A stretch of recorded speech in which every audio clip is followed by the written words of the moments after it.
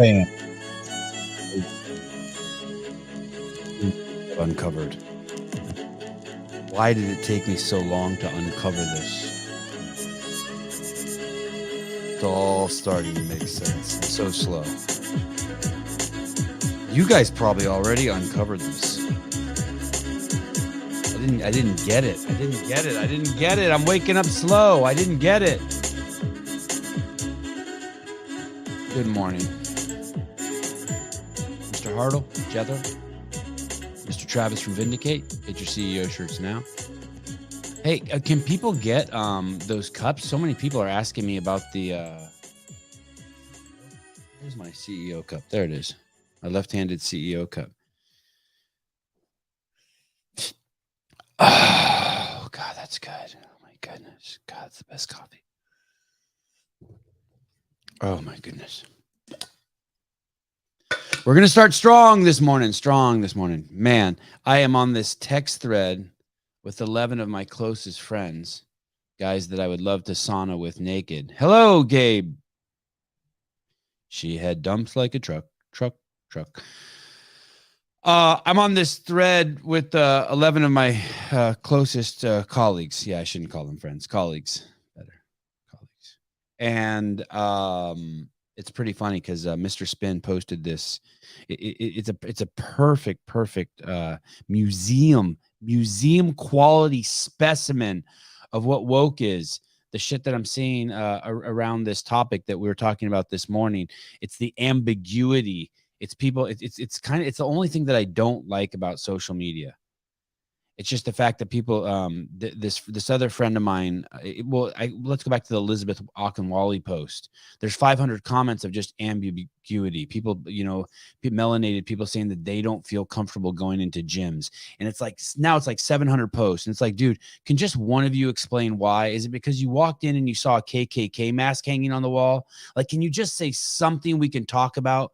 It's just all ambiguity. It's all victimhood. And when you're ambiguous like that, what you do is you push people into their head. And so this other friend of mine, Jared Graybeal, the guy who runs Zellos games, he did that. And I like Jared a lot. I don't mean to pick on him. But there's a comment. There's a picture that Brian Spin used of an athlete, Danny Spiegel. And he wrote, "Come on, guys, couldn't you pick a better picture?"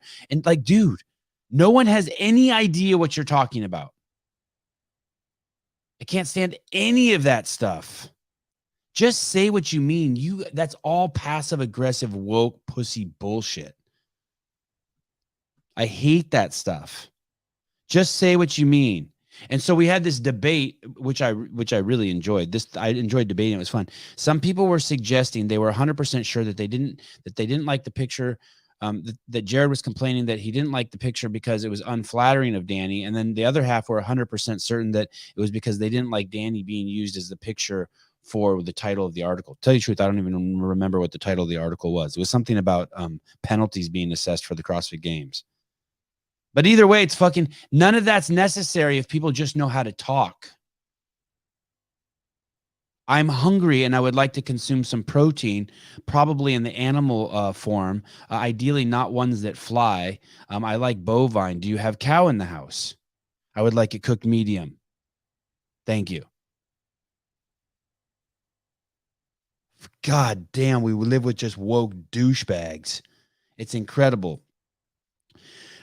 Klaus Schwab said, do you remember this line Klaus Schwab said? You'll live with nothing. You'll own nothing. You'll own nothing and you'll love it. Do you remember that? You'll own nothing and you'll love it. You guys remember that? You'll own, who said what? We'll get to it. Trust me. I'll land the plane, baby. I will come back and I will get even more specific. I will not be guilty of my own accusations. You'll own nothing and you'll love it. Do you know who owned nothing and they loved it? The slaves. The slaves owned nothing and they loved it. And do you know who said that? You know who said that? Solomon Weathersby, a Democrat born in 1801, died in 1954. He was U.S. Senator from 1847 to 1853. Guess what political party he represented? The Democrats. I want you to listen to this very carefully. I call upon the opponents of slavery, this is a quote. I call upon the opponents of slavery the Republican abolitionists of the North, to prove that the white laborers are as happy and as content and as comfortable as the slaves of the South. Did you know that the preeminent argument from the South to keep slaves was that the black people were too stupid and too incompetent to take care of themselves? And that it was the North, the Republicans, who showed no compassion and no love to the melanated people because they wanted to set them free and they knew that that would kill them. Like if you catch a lizard and you keep it in captivity for 3 years and then you let it go, you're bad because it's going to kill itself. Like that whale, Free Willy, they let it go and then it ended up dying. Now think about that. The Democrats believed back then. They believed back then you'll own nothing and you'll love it. And they believed that the slaves lived a better life than the white Northerners who were free. And they believed that the blacks were too stupid, too incompetent, too naive. They believed they were a lesser creature. And so that's why they had to keep them. And not only that, they accused the North, the abolitionists who wanted to set them free, Lincoln's posse. You guys are evil, evil people. And they used those words. They said they were godless and evil because of how they wanted to treat the black people. Dude, that's exactly what the Democrats are preaching today. All those funny videos we see of those kids walking around UC Berkeley being like, oh, those black people, they can't afford internet. They can't register to vote. It is the exact same thing. And yet they point at the Republicans as being evil because they don't want to take care of the dumb blacks. Their words, not mine. Unfucking believable as you scratch the surface. But it gets even crazier. The plan was not the plan of the South was to enslave whites too. Being one of the catalysts for the war. I had no fucking idea. Yeah, there was a whole class of white people, if you had a certain job, that you too would be enslaved. That was the plan for the South. It actually had nothing to do with skin color. In the South, the slaves do not suffer 1/10 of the evils endured by the white laborers at the North. Poverty is unknown to the Southern slave. Yeah, none of the slaves were poor. This fucking argument is crazy. This is the same argument they use today. Do you see that? And what's crazy is that they have melanated people arguing for their own slavery. They like, hey, you really want back on the plantation? It's nuts. Poverty is unknown to the Southern slaves. As soon as the master of the slaves becomes too poor to provide for them, he sells them to others who can take care of them. This is from the U.S. Senator Solomon Weathersby Downs. I know it's not fun talking about this. Trust me, I don't want to talk about it. I had to drink 2 shots of espresso. I'm like, all right, just get this out, Sevi. Let people know. This, sir, is one of the excellencies of the system of slavery. And this is the superior condition of the Southern slave over the Northern white laborer. And then the article goes on. This is from some magazine back then called the Democratic Now. And basically, I don't know if it was a magazine, some rag. I don't even know if they called it magazines back then. The Democrats said that they had to take care of the slaves because they were unable to take care of themselves. And that's how they justified slavery. Dude, that is exactly what's going on now.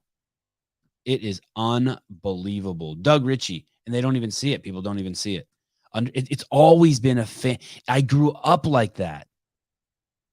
I resent this comment. You need Kanye on the show. Like I'm crazy like him. I'm just putting on all my different glasses. I'm just every day I've been switching glasses. Look, do you guys want to see the box of chocolate that Hiller got me? This came in the mail from Andrew Hiller. It's called The Dawn. The Dawn. I'll show you. You want to see it? What's in here? Do you want to see the chocolate? Let me finish this and then I'll show you the chocolate in here. Here, you're gonna love this. God, it's tough to be melanated in the States, but not for the reasons why people say. You're gonna fucking trip when you hear this. The Democrats also wanted to sterilize all the Native Americans to help them with their poverty problem. Dude, they didn't hide this. This was the argument that they used on the people. This was like a legitimate argument. Yes, you people over there, all the people who build houses, you guys are too dumb. We're gonna enslave you. Don't worry, your life will be better. And you, the Indians, they sterilize like 75% of the fucking Native Americans in the United States to help them with their poverty problem. Dude, that's the exact thing the Democrats say about melanated people in this country now. We will fucking give you abortions. By the way, they were sterilizing people up until the late 70s. If you start reading that shit, you will freak out. And there were a lot of Republicans involved in that too, by the way. That was some bipartisan shit. That's some crazy shit I dug up last night. That shit started actually making me feel uncomfortable. But at the turn of the century, around the 1900s, they were sterilizing fucking shitloads of fucking Native Americans, and they were doing that to help them with the poverty problem. That's the exact same thing you hear growing up as a Democrat. You have to allow the blacks to abort their babies because it's too hard. Those babies will then grow up poor. Like there's something wrong with growing up poor. There's nothing wrong with growing up poor. Nothing at all. It's actually cool. Those kids are free. What's not cool is growing up with parents who fucking beat each other or who get a divorce or who are addicted to fentanyl. That part sucks.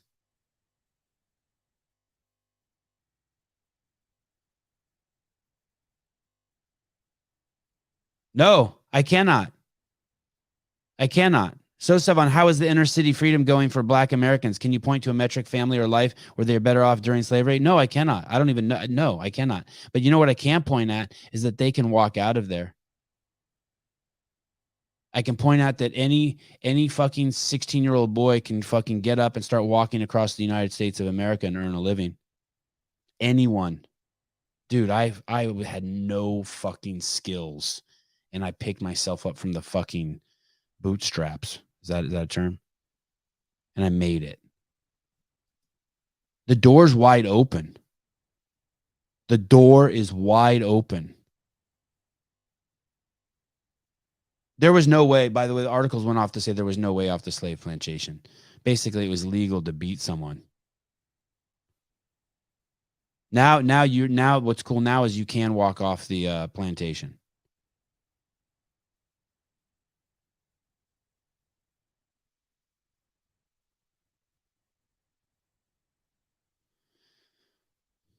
Sevan, what if it's their choice? Yeah, I mean, we could, yeah, it is their choice. Well, the illusion, it is their choice. They're asleep. They've been tricked. It is their choice. I'm with you, buddy. I'm with you. Yep, this guy gets it. No way, man. It's the modern day plantation, free food, drugs, and guns, prison bars of a different kind. Yep, bingo. The thing is you can walk off. They don't know, man. Then why don't they? I don't know who you are, but I'm enjoying the conversation. Thank you.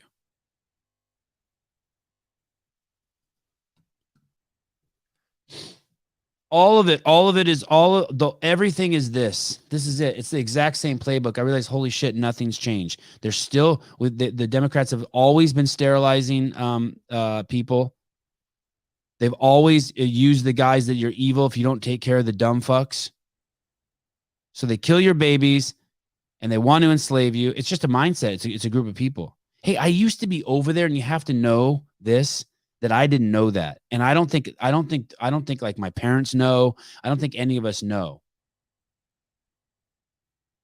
Like we just hear the argument and don't think about it. I did see the movie Uncle Tom. Incredible. I didn't see part 2. We just don't think we actually, oh yeah. Yeah, for sure.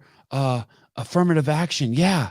Of course we should let in one Chinese guy, 3 black guys, and 7 Mexicans. Oh, I had that ratio wrong. 0 Chinese guys, 3 Mexicans, and 7 black guys. Yeah. And it should be free for them. Like you believe that. You're not like, wait a second. That means harder working people don't get in, which means that the economy doesn't flourish because those people lose opportunities, which then trickles down to people in the ghetto and they get less shit. I mean, they don't explain it. Oh, there's nothing that's free. Someone does have to pay the teachers. No, just a bunch of jackasses. We're just a bunch of jackasses on that side. We can't think. Don't get me wrong. There's the fucking morons on the right too. Equally dumb. And unfortunately, you guys aren't like this, but 90% of the time, they start being dumb as soon as they mention the word God. 95%.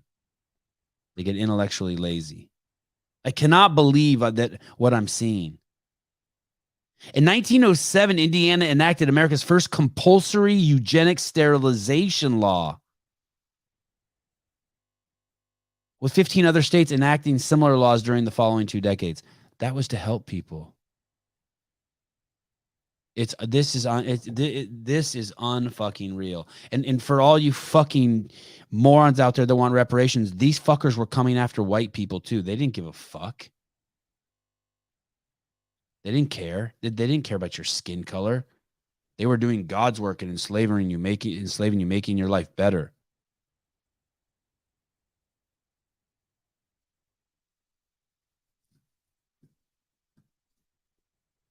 Give me a break on the equivocation. Uh-oh. What's that mean? Equivocation.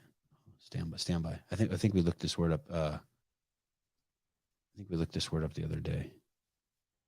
It's like something like equal, right? Equivocation. Ambiguous language to conceal the truth, to avoid committing oneself to. God. Yeah. What he means is give me a break on using that God term. Yeah. I agree with you. I agree. Yeah. Because it's just so fucking ambiguous.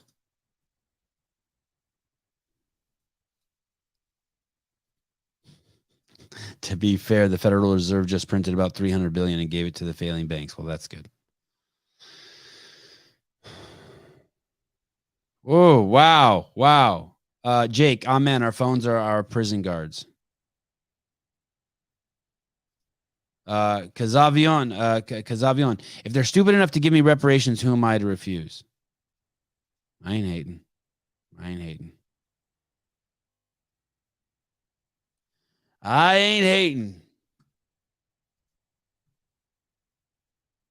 Man, oh man.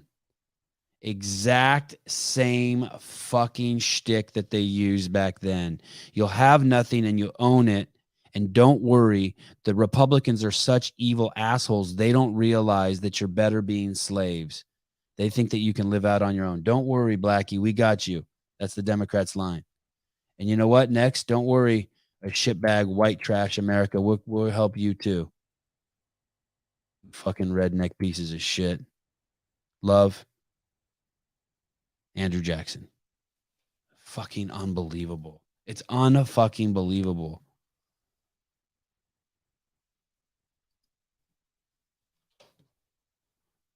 It's and you know what my sister told me the other day? She says it's just pride.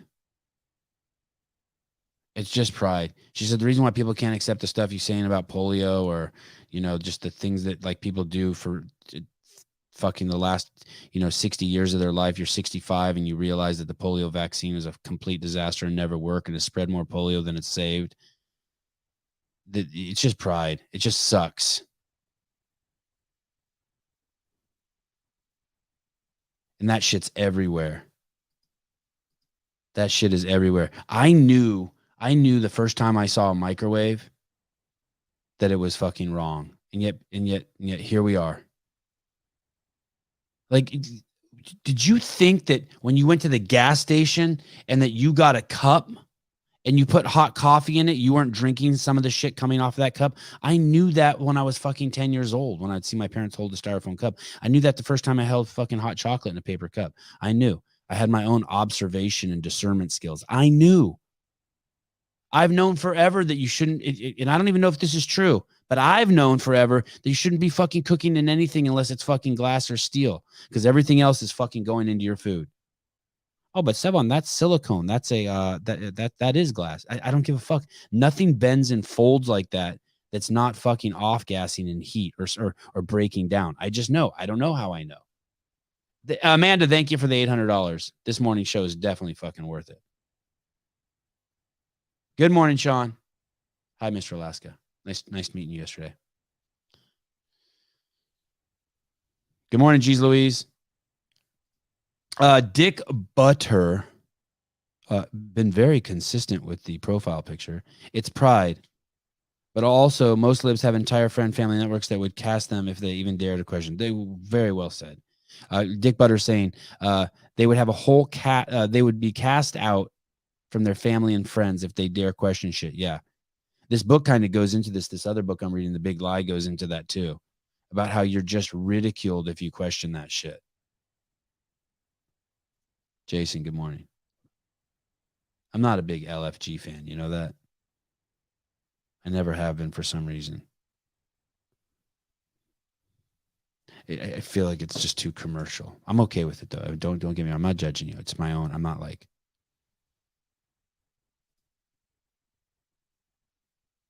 If you're gonna win the games, dear Justin Medeiros,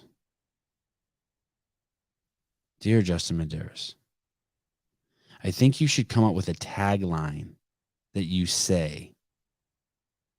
Someone clip this and send this. Bruce Wayne, this is it. This is genius. Dear Justin Medeiros, when you win the games this year, come up with your own tagline that's not "Let's fucking go." Now, you utilize the games, Justin, this year to come up with a line that you're going to be able to put on shirts and trademark. That's your line that you can use for the next 3 years. I mean, second event at the CrossFit Games, Justin Medeiros crosses the line. He throws his hands up in there. Justin is the winner. And then, Justin, I just want you to look up at the camera and be like, I fucked your mom. I guarantee you say that at the end of every, maybe something less crass that your mom would be more proud of, but make it strong. And that will be, I don't know about mullet power. I fucked your mom better. Yeah, I think both of them need a lot of work, but, and then run with it. I loved your mom. There we go. There we go. Who's your daddy? That's a little old. That's a little 80s. That's a little 80s. Just in time. It's a little cliche, but we're getting there. We're getting there. FGB. FJ. Fuck Justin. FJ. Free Justin. Boy. Free. I don't know what that one is. FJB. Oh, fuck Joe Biden. Oh, got it. I'm hard. Yeah, that could be it. I'm hard. I hope Shanna isn't listening. I know. It's too early for her. She's West Coast. She's sleeping. She's West Coast. We'll come up with something good before Justin's mom comes on, and she can pass the message to him. Shanna. The guy, my germ already, my guy, Brian Folkman, a guy at my gym, has a shirt that says your mom's favorite. Wow.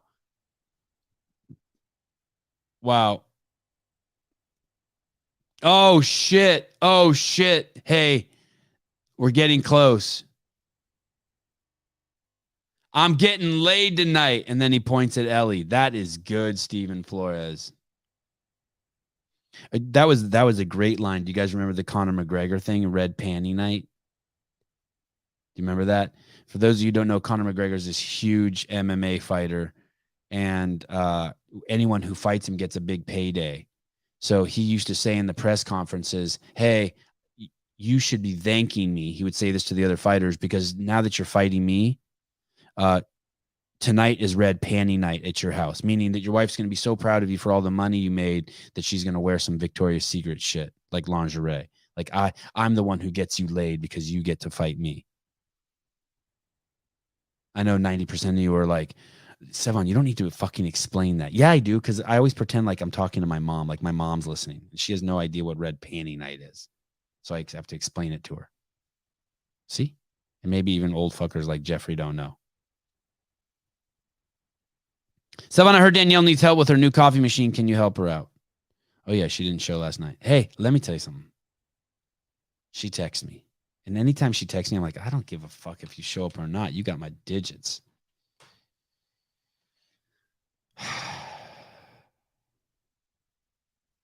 All right. Oh, that's a good one for Justin. I'm now CEO. Fuck Sevan. Yeah, if he could work my name into his celebration, Justin. Thank you, Mr. Butter. I needed explanation. Also, I thought it was a period thing. Oh, you didn't know either. Good. Yeah. Red Panty Night. Yeah. I'm such a badass that when you fight me, your wife fucks you because I make it rain money in your wife's bank account. That's the whole Red Panty Night thing. You're screwed when people question you on your ambiguity. You're screwed. Always take a deep breath and ask those people. You're screwed because you out yourself. You're screwed. Because when someone asks you about your ambiguity, 9 out of 10 times, your explanation is going to show that, oh, fuck, it's on me. I'll give you an example. We were doing these phone calls with Greg Glassman and affiliates, and we would do 10 or 15 affiliates at a time, and we would do them every morning. It was during Floyd 19. And there was this fucking bitch, and I use that in the most meanest term ever. There's this fucking bitch who was on the fucking affiliate call. She was some affiliate owner. A fucking worthless human being. A shit rag of a fucking human being. And we knew she was recording the call. Everyone was texting on the back end. This bitch thinks she's recording us and we don't know.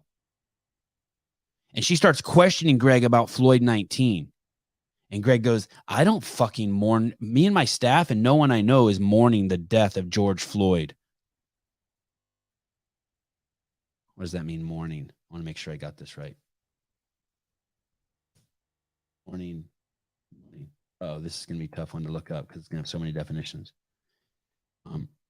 What is the real definition of mourning? Oh, I spelt it wrong. That's right.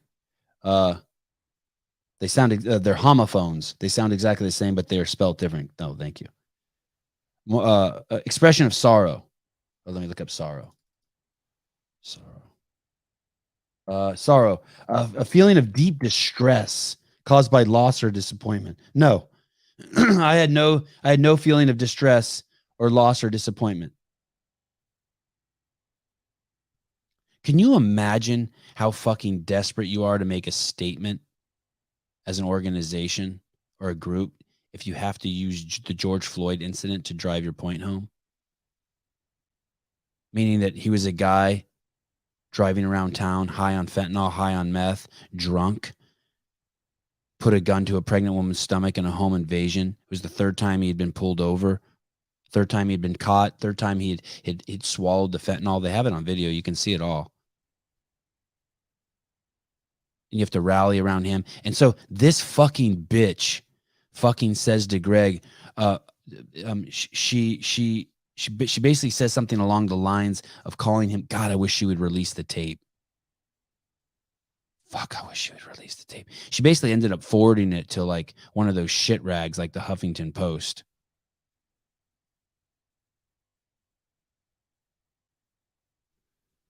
And she said something in there, and I didn't talk in these meetings too much. I stayed quiet. I just sat there and watched, and I laughed when it was appropriate to laugh.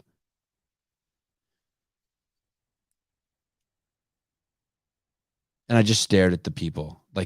No, it wasn't that rocket bitch. It wasn't that fucking duplicitous fucking Nazi. Nope, wasn't her. Arissa Royce or whatever.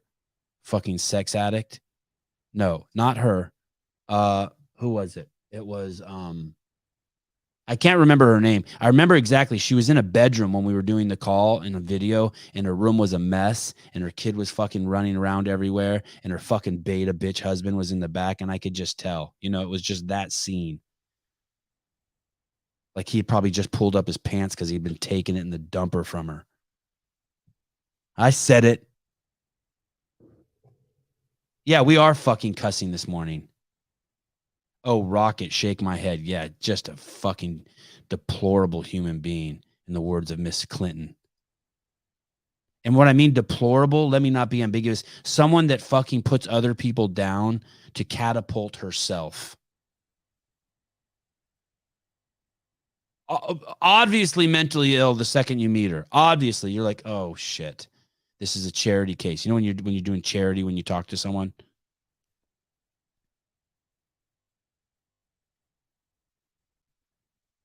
And so this lady records the call, and she says something about Floyd 19 being racist, or not mourning George Floyd is racist to Greg. And I ask her, can you tell me why that's racist?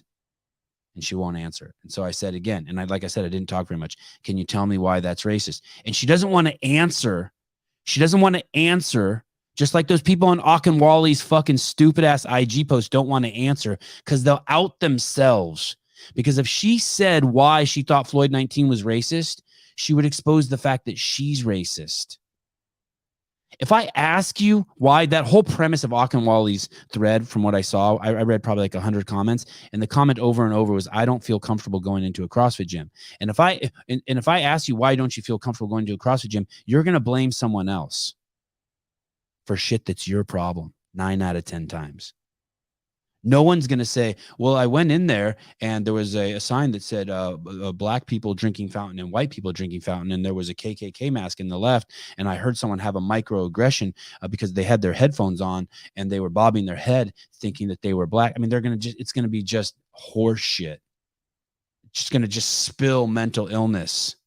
And they don't want to do that. They'd rather stay ambiguous. But instead of other smart people like me asking them, hey, what do you mean by that? What made you not feel welcome? Other people are like, yeah, I didn't feel welcome either. Or they make up some reasons in their head why they didn't feel welcome. Just lies. They just make up fucking lies. Sorry, Jared, to do this to you, but that's the exact same thing in the Danny Spiegel thing. Jared Graybill, I love him, by the way. Great dude, the Zealous Games guy. But he wrote on there, come on. Couldn't you have chosen a better picture? It's like, dude, no one knows what the fuck you're talking about.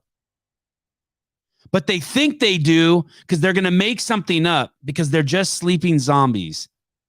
And so half the people on the thread I was with are like, oh, it's because it's not a flattering picture. And other people are like, no, it's not that at all. It's because she's not the poster child for this particular article. She's not a good representation of it. Let me see if I can find it. Barbell spin. It's this article. Then you have to know I'm fucking loving the whole thing because it's so funny, because you're not supposed to talk about the way Danny Spiegel looks, so that it's so layered. So there's this picture of Danny. I don't think she looks bad at all. She's having a great hair day. Her eyelashes are on point. I mean, her mouth's open, but her teeth look great. That's better than any picture anyone could ever take of me. That's why when people are like, it's not a flattering picture, I'm like, why? Because she didn't have her ass out? Like, what the fuck is going on here? The individual quarterfinals plagued by over 3,000 scoring adjustments and penalties. And it's a picture of hers. Dude, she's been the subject of that grip thing. It's okay. She's a big girl. She can take it. It's not a big deal. So what? She didn't do it on purpose.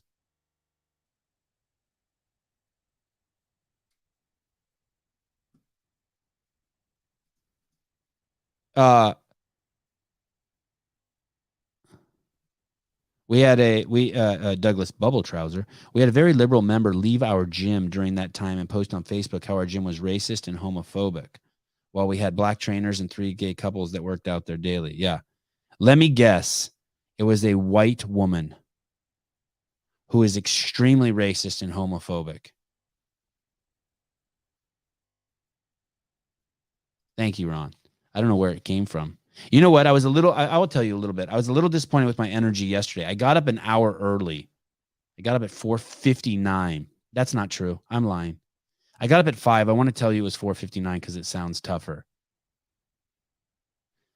I got up at 4:59 and yesterday, and then today I did the same thing because I don't want to be pressured for time, but I'm also doing a double day at the frisbee.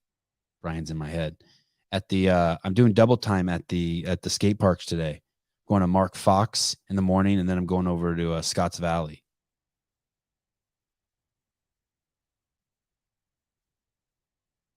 I've ever told you guys how fucking amazing my kids are. I ask for your forgiveness, Austin. I ask for your forgiveness. I come to you with peace and love. It's not that I lied. Okay, you want me to justify that shit? It's not that I lied. It's that the spirit of the story. I'm trying to enjoy. I'm trying to. It's okay to alter the truth a little bit if it's for the spirit of the story.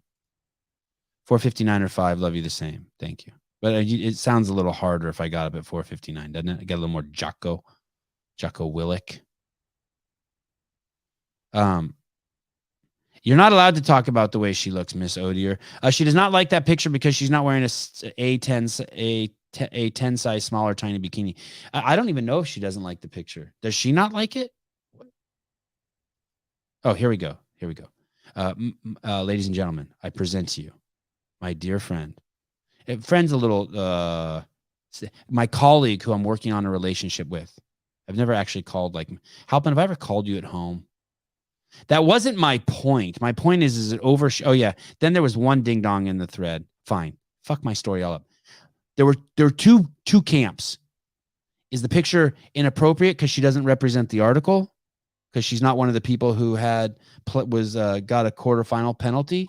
Or was the picture not appropriate because she didn't look hot as fuck in it? The 14-year-old boy couldn't jack off to her in it. Those were the two arguments. It was bad for her brand. For some reason, she wasn't hot enough. But now there was one dork in there, and his name is Mike Halpin, and this is what he said. This is true. That wasn't my point. My point, I didn't. Now you guys know it's me and Mike Halpin in the thread. I haven't told you who the other 9 people are, but now you know me and Halpin are in there. That wasn't my point. My point is it overshadows the research that was done, that was summarized in the article. Yeah. Halpin's fucking pissed because now this picture has overshadowed this incredible article. Anyone asking about the photo, shut the fuck up. I made that part up. And just read the article and ask a question based on the article. Yeah, Halpin's disappointed that his shit got overshadowed. It's like if you had a fucking like beautiful cock, but these massive balls underneath it. And everyone's just like, dude, those are the biggest balls ever. And your cock never gets any love or play. I get it. Yeah. And he's the author of the article. Yeah, girl, what's up? What you need? All right. Here we go.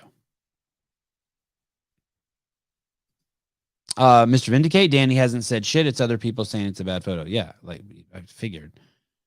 She's not gonna. Why would she put her head out of the what's that thing called? The parapet? Where did this old parapet? Shit. Here we go. Why would she pull her head out of the parapet? Should we look at the article and act like we care because Mike's on here? Oh my God! And the picture gets big all of a sudden. I just love the fact that you're not allowed to talk about the way she looks, and yet these people are talking about the way she looks. Matosian 12. Yeah, 12 out of 10 today. I'm a fucking boss. Oh, the Matosian 12. I wonder if Tyler's in that thread. If he's not, he should be. It's funny because I don't even look at who's saying what. I just talk to everyone like it's just one person in there. This article, there is something interesting in this article that I can't wait to talk about with JR. I think we're going to talk about this tonight with JR and Brian. Brian's probably terrified I'm going to bring up the Danny Spiegel issue during the show tonight because he doesn't want to fall into the weeds like that. He's a professional journalist. There's over 3,000 scoring adjustments, and I'm just curious if that's a lot. 30. Here we go. Courtesy of Mike Halpin. As of Thursday afternoon, CrossFit had handed out almost 3,300 penalties, 3,298 to be exact, since the close of the workout 5 on Sunday afternoon. This number does not count penalties handed out before Sunday, nor does it include penalties that were ultimately reversed.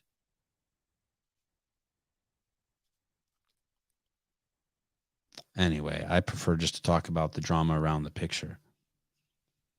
And I just like it as a museum quality specimen, that and the Akinwale post of just more woke bullshit. Just say what you want to say. Don't make any of us read into it.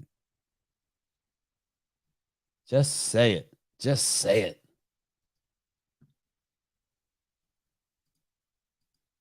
Just say it. This piece is long. This is so long. I don't know if I should show you this right now. Do you guys want to see this?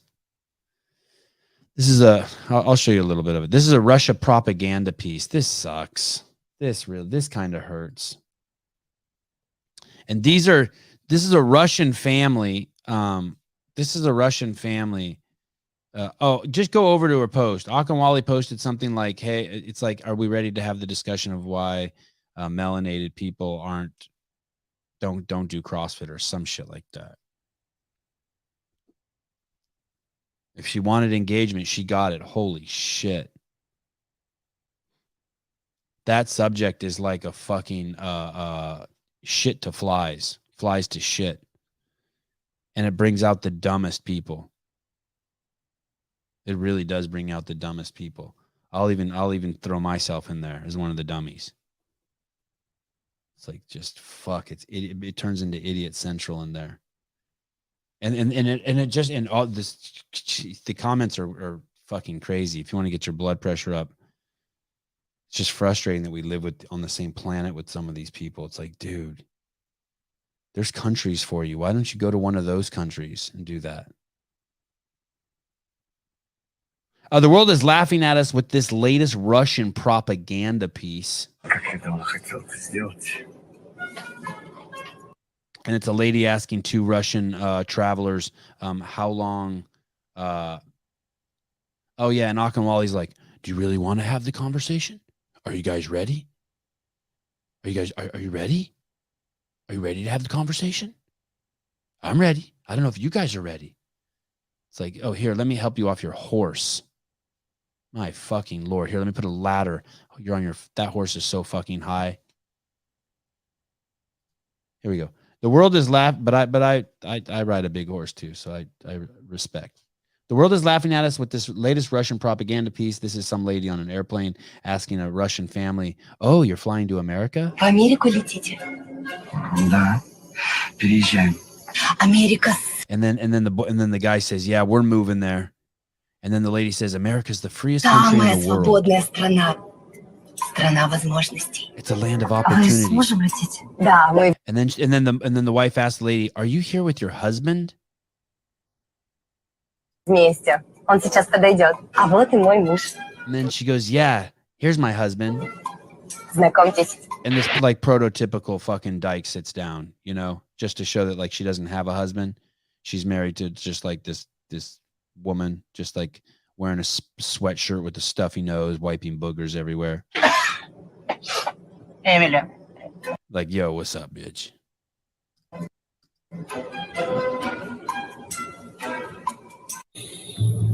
Now the guy's smelling a piece of meat, and he's on the airplane, and he's about to eat the piece of meat. And the stewardess comes up and says, "Sorry, you can't eat that piece of meat. There's vegetarians behind you." And it just goes on showing all the woke shit about how eating meat in front of vegetarians is offensive, and basically unravels anything that shows anything about freedom or tolerance. It just makes the United States look like the worst fucking place on the planet. But why it sucks is because it's so much of it is true. I'm not showing that whole piece. It's too slow.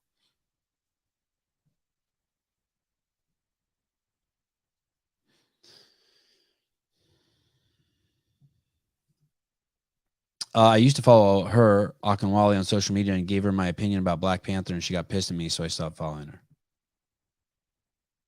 Give me your opinion about Black Panther. I'll probably get pissed at you too.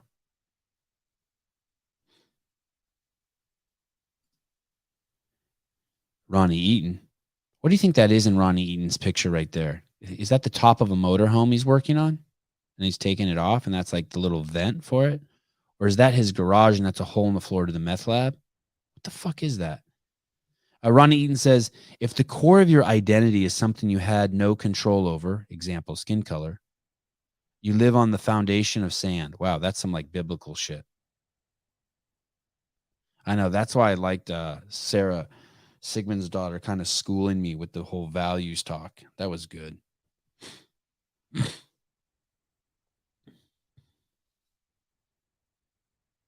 The Pentagon is officially gearing up to do battle against Americans criticizing the wokeness in the U.S. military.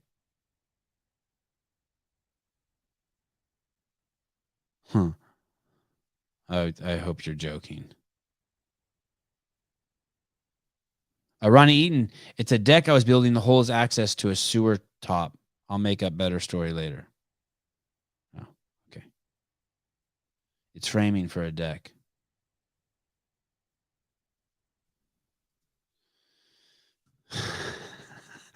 Oh, holding his cock. You look awfully like the clown at HQ, Justin Berg. That's comforting. referring to the Pentagon issue. My goodness. Okay. So the Russians are fucking slipping the dong in us. So sorry for the sniffle. I saw this, and I know it's not appropriate, but I just can't help it. What I'm about to show you is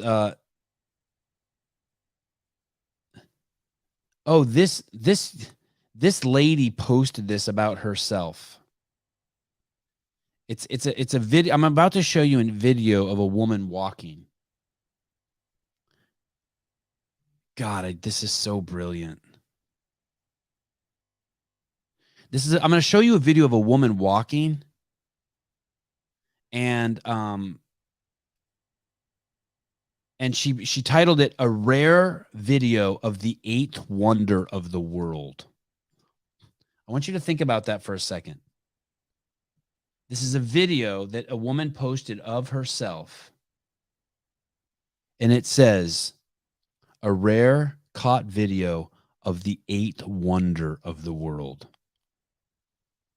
Now imagine I took a video of myself and I was walking down the street and I said, "Ladies and gentlemen, I present to you the eighth wonder of the world."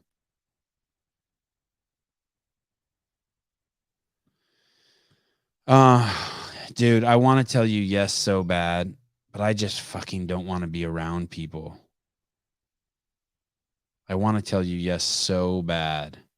Austin Hartman, Sevan, when I get out of the Navy in December, can I live with you for a couple months and be a beach bum until I figure out my life? God, I want to tell you yes so bad. The thought of having people visit me is so good, but I've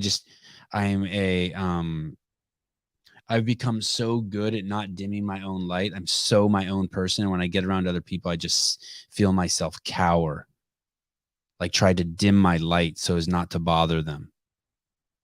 And I need to get over that. I need to work on that. I guess it could be good training if you came and lived with me. And I can learn to hate people so quickly who are in my presence. This woman posted a video of herself on her Instagram, and she said, "A rare caught video of the eighth wonder of the world."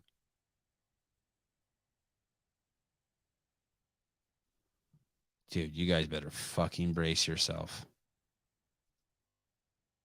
This is absolutely nuts. This is nuts. This is nuts. Okay, here we go. You guys ready to see this thing move? This thing walks. You ready? This thing walks. Who wants to see this walk? Tell me you want to see this walk. Someone sent me this, and I pulled this up while I was in jiu-jitsu, and there's a really attractive mom who's a family friend of ours sitting right next to me. And I sat close to her on purpose to make room for other parents. And it was kind of weird how close I sat next to her. And then no other parents came. So now I'm sitting inappropriately close to her. I mean, I don't think she was freaked out because I'm friends with her. You want to see this thing jump rope? I know, me too. That's a fucking great. I want to see this thing jump rope too. Yanni says, "Let me see." You want to see this thing walk? Is this a dude? Are you fucking kidding me? Trust your discernment. I know. Okay, here we go. Anyway, I opened this up in my phone while she was sitting right next to me. I was so embarrassed. It was one of those things where I was so embarrassed, I just leaned into it. I'm like, look at this chick. Yeah, this is, oh shit. Oh shit.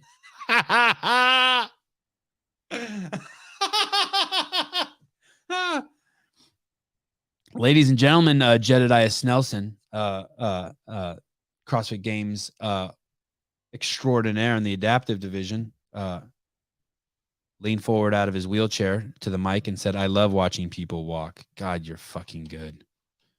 That's amazing. Okay, here we go. Here we go.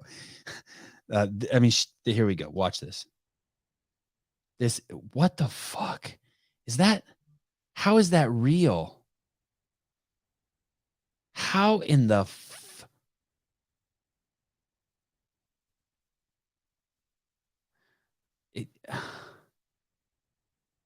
you know, and I showed the lady sitting next. That's not a dude. Yeah, that's correct. Thank you, Holden. That is not a dude. Hey, and you know, Holding his cock. Yeah, that is not a guy. Do you know what the lady said to me too? Oh, that I showed the picture to. She's a CrossFit coach, and she said she needs a little more muscle. But I think on her left leg, I see some quad definition. It's unreal. What's wrong with her knees?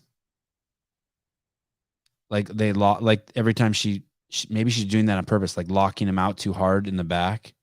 Yeah, she's not. She has crazy super. That's what this is. The skinny fat. Someone else. I think someone said that in the comments.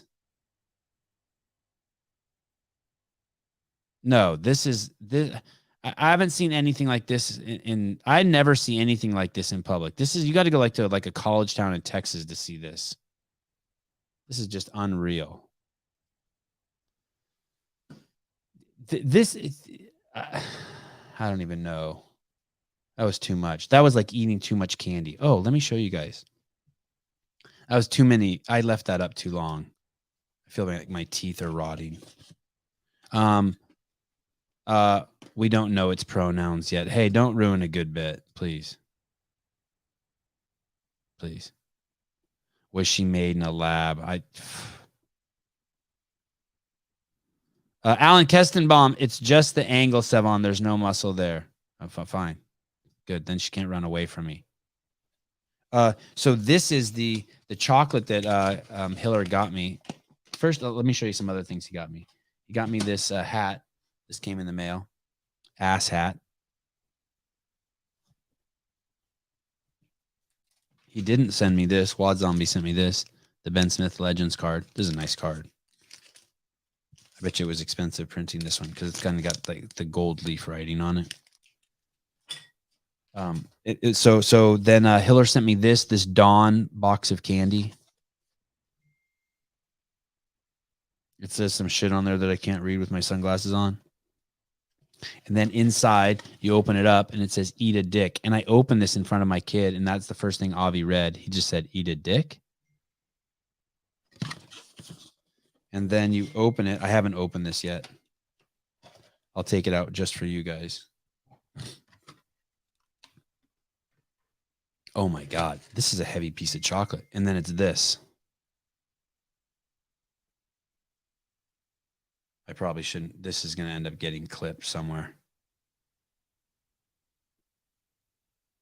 No, I will not put this in my mouth. Oh, here. So when you blow a dude, the balls rest on your chin. We should ask someone about that. I never really thought about that. Can I rest my balls on your chin? That's code for will you blow me? Definitely not life size. Smell this. This is the best smelling penis I've ever smelled. Oh, that would be amazing if this was Hiller's penis. That would be amazing.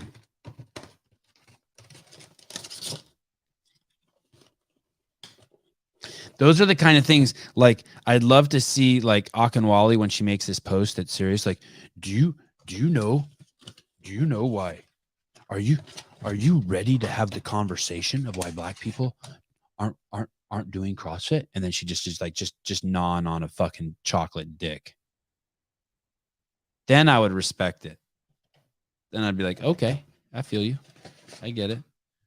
I get it. Life's too short to like take everything so serious. I get it. I get it.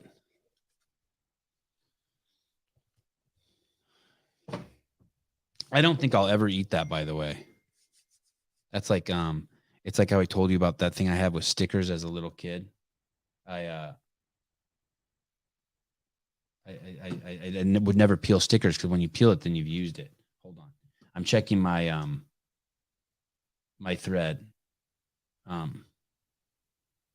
wow. Oh, wow. Looks like Wad Zombies opened up another can of worms. Wow. This is amazing. Let me see if this is real. Holy shit. This will be great if this is real.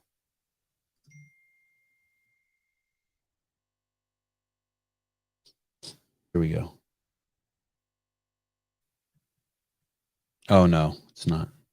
Oh. I guess it is. He made this post. He made this post. It says, Danny Spiegel takes her Girls Who Eat campaign global, making her first stop in Somalia. Holy shit. Holy shit. That's even harsh for me. Look at no comments. Right? Yeah, no one. Like, yeah, no one's comment. Oh, there are comments. Oh, wow, this is brutal. Oh, snap. The bar has been raised. Yeah, it's intense. The amount of comments thinking this is real is concerning.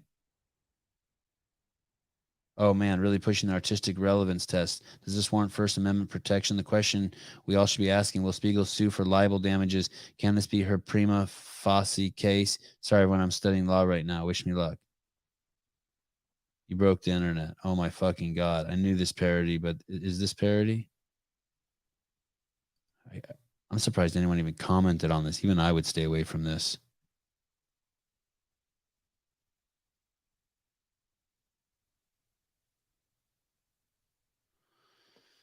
Yeah, it's all relative, right? It's all relative.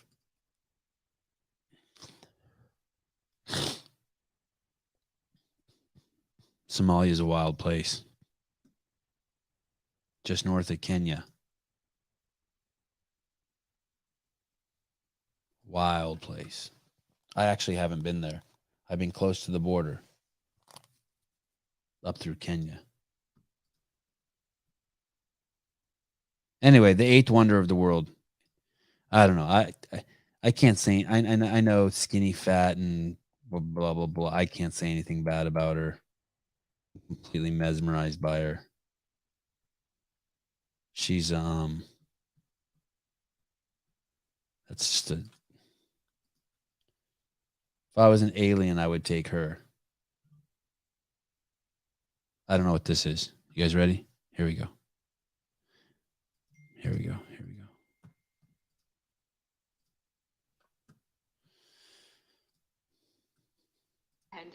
And she pays her own bills and she takes care of herself. Then she's an average adult. Like, what, you expected to be patted on the back and applauded and be given awards because you're doing average adult things? She's not some bad bee. She's an adult.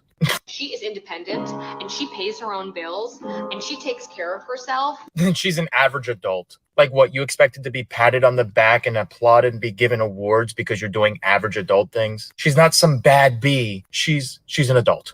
She is independent. Yeah, well, I agree. Let's not get carried away. Just be an adult. I like that. Yeah. Thank you, whoever sent that.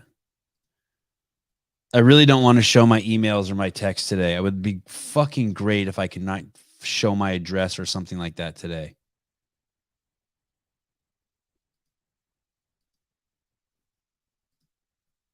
Here we go. One of my favorites, Mr. Jordan Peterson.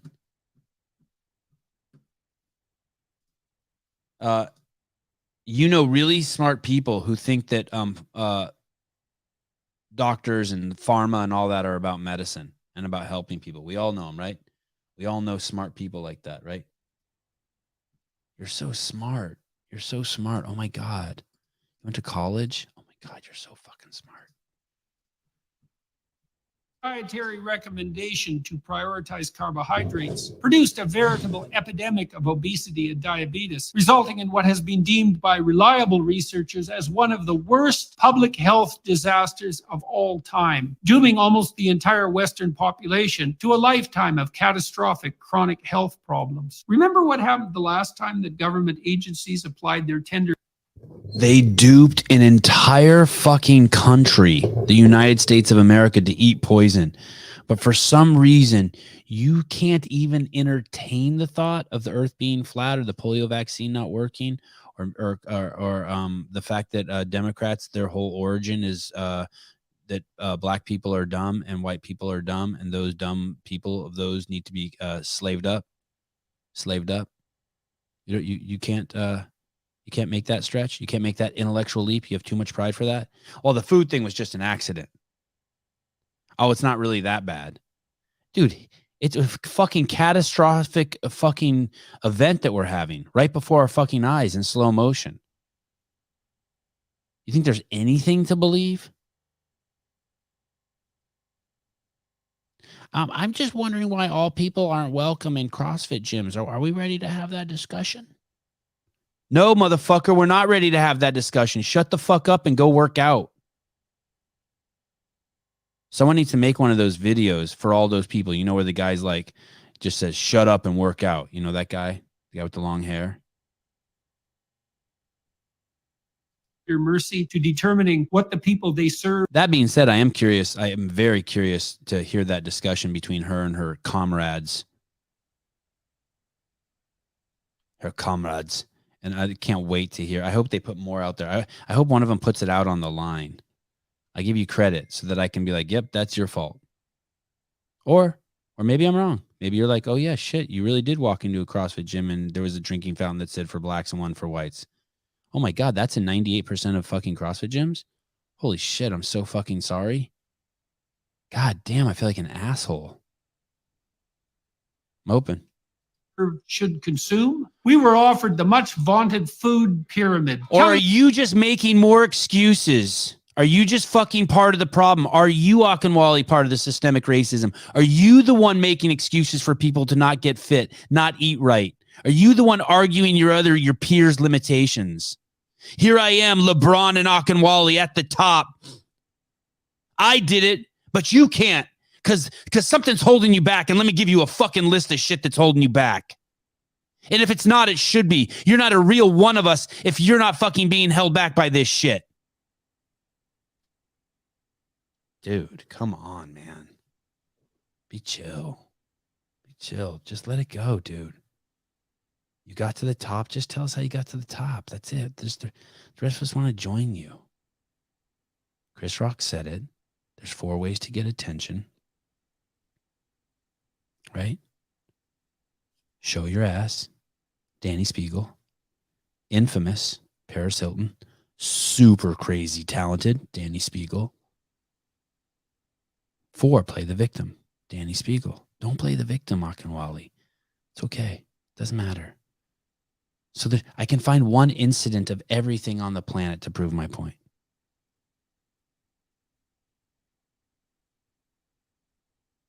We haven't even begun to talk about this. We're going to bring the whole post up and fucking spend an hour and a half talking about it once I can get my buddy Souza on.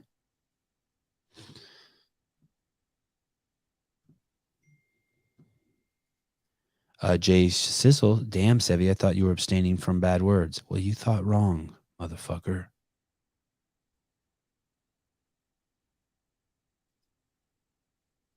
Jake Chapman, Sevan, is today one of those days when you and Haley need to bump uglies? I'm getting that vibe. Fuck you. My wife's pussy is beautiful. I used to eat 6 to 11 servings of grains and carbohydrates a day, with protein and fat at the pinnacle, something to be indulged in with comparative rarity, if indeed necessary at all. That all turned out to be wrong, and not just a little wrong, but so wrong that it might as well have been not just wrong, but a veritable anti-truth, something as wrong as it could possibly get. The food pyramid was brought into being not least by the U.S. Department of Agriculture, that is, by marketers, not scientists or nutritionists, with no shortage whatsoever of lobby efforts by those whose products ended up being promoted. The dietary recommendation to prioritize carbohydrates produced a veritable epidemic of obesity. And that's it. That's it.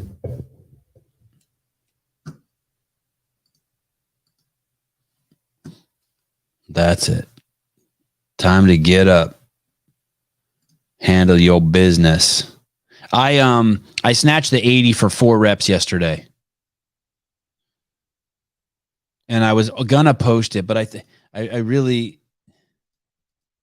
want to do 10. But I'm telling you, from the first one to the 4th one, it's not pretty. Meaning, not that my snatches are bad, but like you can tell, it's like it's throwing me around. It's treating me. I look like a little bitch. I'm getting tossed around by it. The 70 was like heavy. Ooh, my back feels tight just talking about it. Excuse me. This is not true. Sevan seems a little lost without his Beaver Souza. That is such bullshit. You are out of your fucking mind. And I want Souza and Beaver to be around, but I am as sharp as a fucking tack today. Well, Sebi, if you have to say you're sharp as a tack, that means you're not sharp as a tack. Oh, okay. Okay. Fine. You win.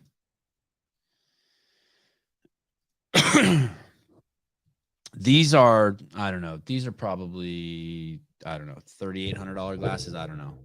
They got the like snake skin on the side. See that? They're a brown tint. They're kind of weird to wear outside.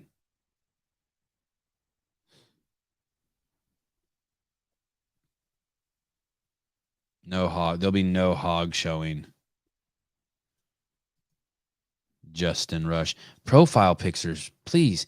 Please, if you're going to be in the comments, fine. You know why I like Dick Butter so much? Because it's just a profile pic that it sticks. Like I just know him. Thank you, Jeff. That is the nicest thing anyone will say to me all day, unless someone DMs me saying I'm funny as shit. God, my back really did get tight thinking about snatching that 84 times.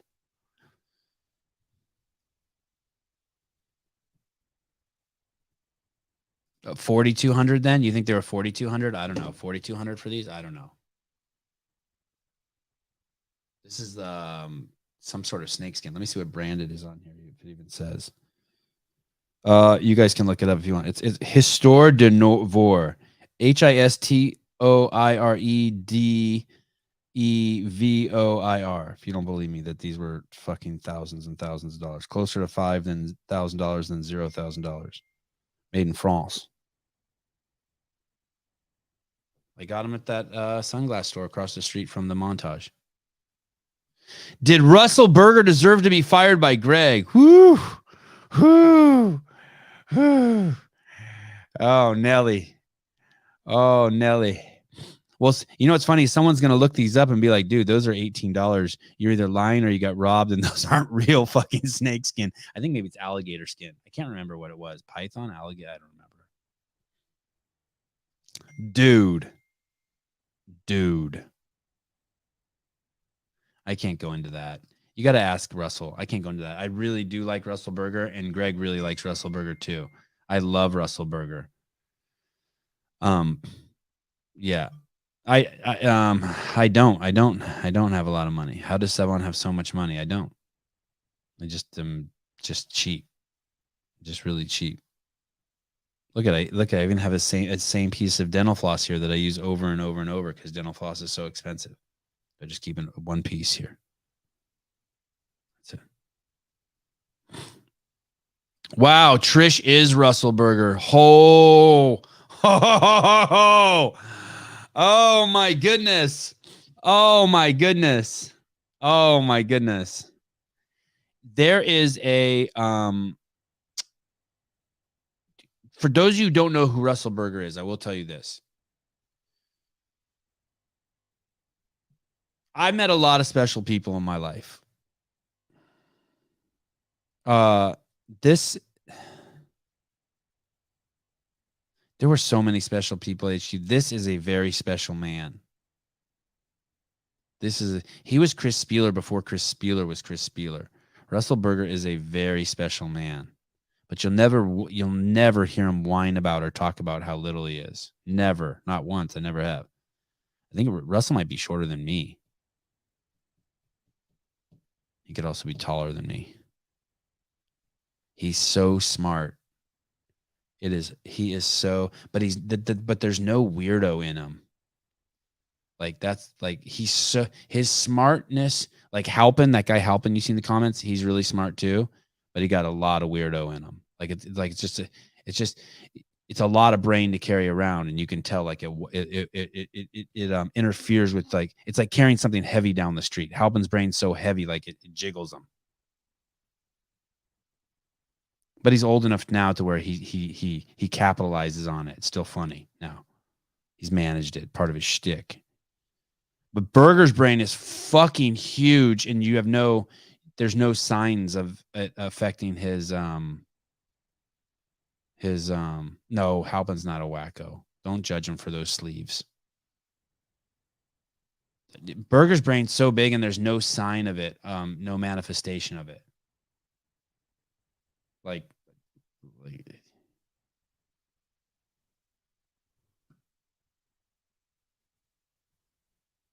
yeah. It's like that. Hal Roberts, probably like that. It's the same as the hot to crazy matrix for women. Yeah.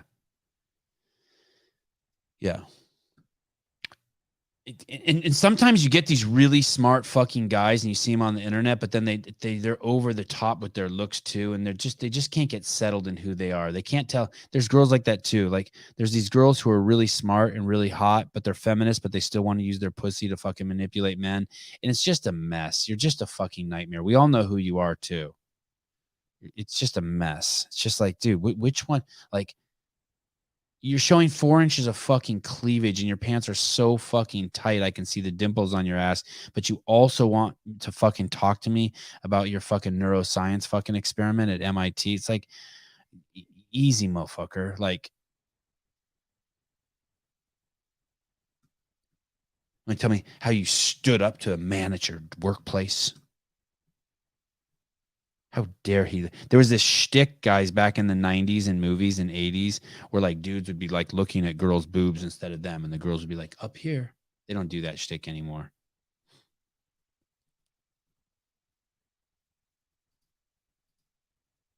You guys wonder why we don't cover, Brian and I don't cover women's frisbee golf? You want to know? You want to know why Brian and I don't cover it? I didn't know why. And then one of you guys sent me this today. This is exactly why we don't cover women's frisbee golf. Here it is. You guys ready for this? This is fucking crazy. I can't even believe this is real. Watch this.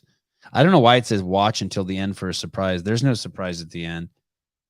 Watch this. This is professional women's golf. There's a woman behind that hole right there. Do you guys see her? She's wearing black. She just picked up the disc. Now watch this. Evelina did miss the par opportunity she had a moment ago. So watch this. How close do you think she is to that basket? It's kind of hard to tell with that shot, but 10 feet? This is for bogey. That's for bogey. That means she's already shit the bed. Watch this. Are you fucking kidding me? Did you see that? Someone wrote hitting the course after 5 natty lights. 5 natty lights? That's fucking 10 natty lights. But that she's left with. So here's her next shot. Kind of far. Brian will be like, this is Cheryl Williamson outside the first circle going for a 25-footer. This is almost exactly where she was 2 putts ago. Frisbee shows with Sevan. I don't know how I manipulated Sevan to do it, but I did. So here we are. This is the greatest female Frisbee player of all time, going for a putt of 25 feet. And it's so sad to see her going through these putting struggles again this year. She's having some small putting struggles. She was in the lead for the final round of this tournament last year. Putting struggles? You're not a fucking professional fucking golfer. This has got to be made up, right? Watch this. Here we go. Then look at this shit. The tournament was out of Ladies and gentlemen, this is why Brian and I are not fucking covering women's Frisbee golf. Hands, and there was no coming back. Holy shit.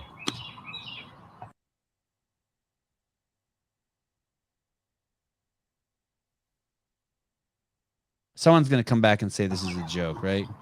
Someone's going to be like, dude, 14. Let's just Evelina watch this did shot miss again. the par opportunity she had a moment ago. This so this is for absurd. bogey. Oh my God. Yeah, thank you, Heidi. Good. This could be satire. Good. Okay. Well, let's just, hey, Brian said, I sent this to Brian. He said, ask me about this on the next golf show. Damn fucking right I will. This is fucking idiot world. How do you can't even be called a pro if that's real. Okay.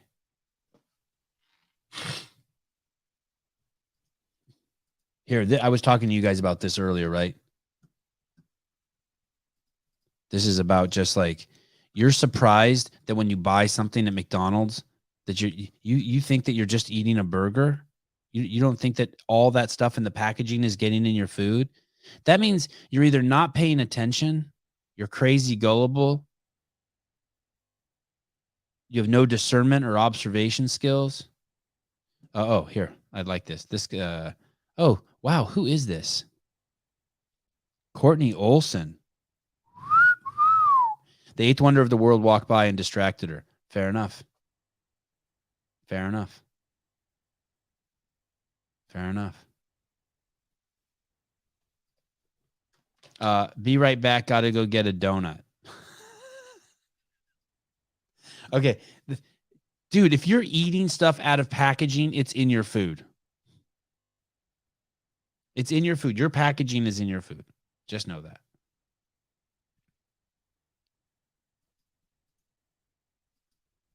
From George Washington University. Shut the fuck up. Washington University are calling for stronger regulations after finding phthalates and replacement plasticizers. And first of all, she needs to tell us what those are. Phthalates and plasticizers. This is just woke talk. She has to tell us what those are. more than 80% of the popular fast foods they tested. Look at, they used a boomerang in the news piece. That was kind of cool.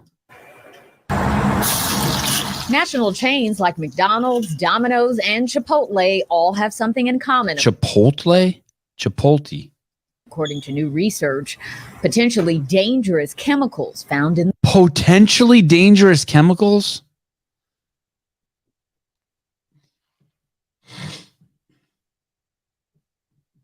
Danny Spiegel's worried about, let me rephrase that. She's not worried. People are worried about a picture that we used of Danny Spiegel when these people are telling a whole fucking chain of restaurants that they have potentially dangerous food. We know it's dangerous. The food. To be honest, the regulations for phthalates we don't know what phthalates are. Make sense. Dr. Lariah Edwards is the lead researcher of the study that analyzed fast food, finding phthalates and other plasticizers leaching into the food we eat. The chemicals. So when you hear those words, we don't know what they mean, so we just make up a meaning for them in our head. This is all just propaganda. Even though there's some truth to it somewhere. Like, your common sense should know that you shouldn't be eating anything from those places.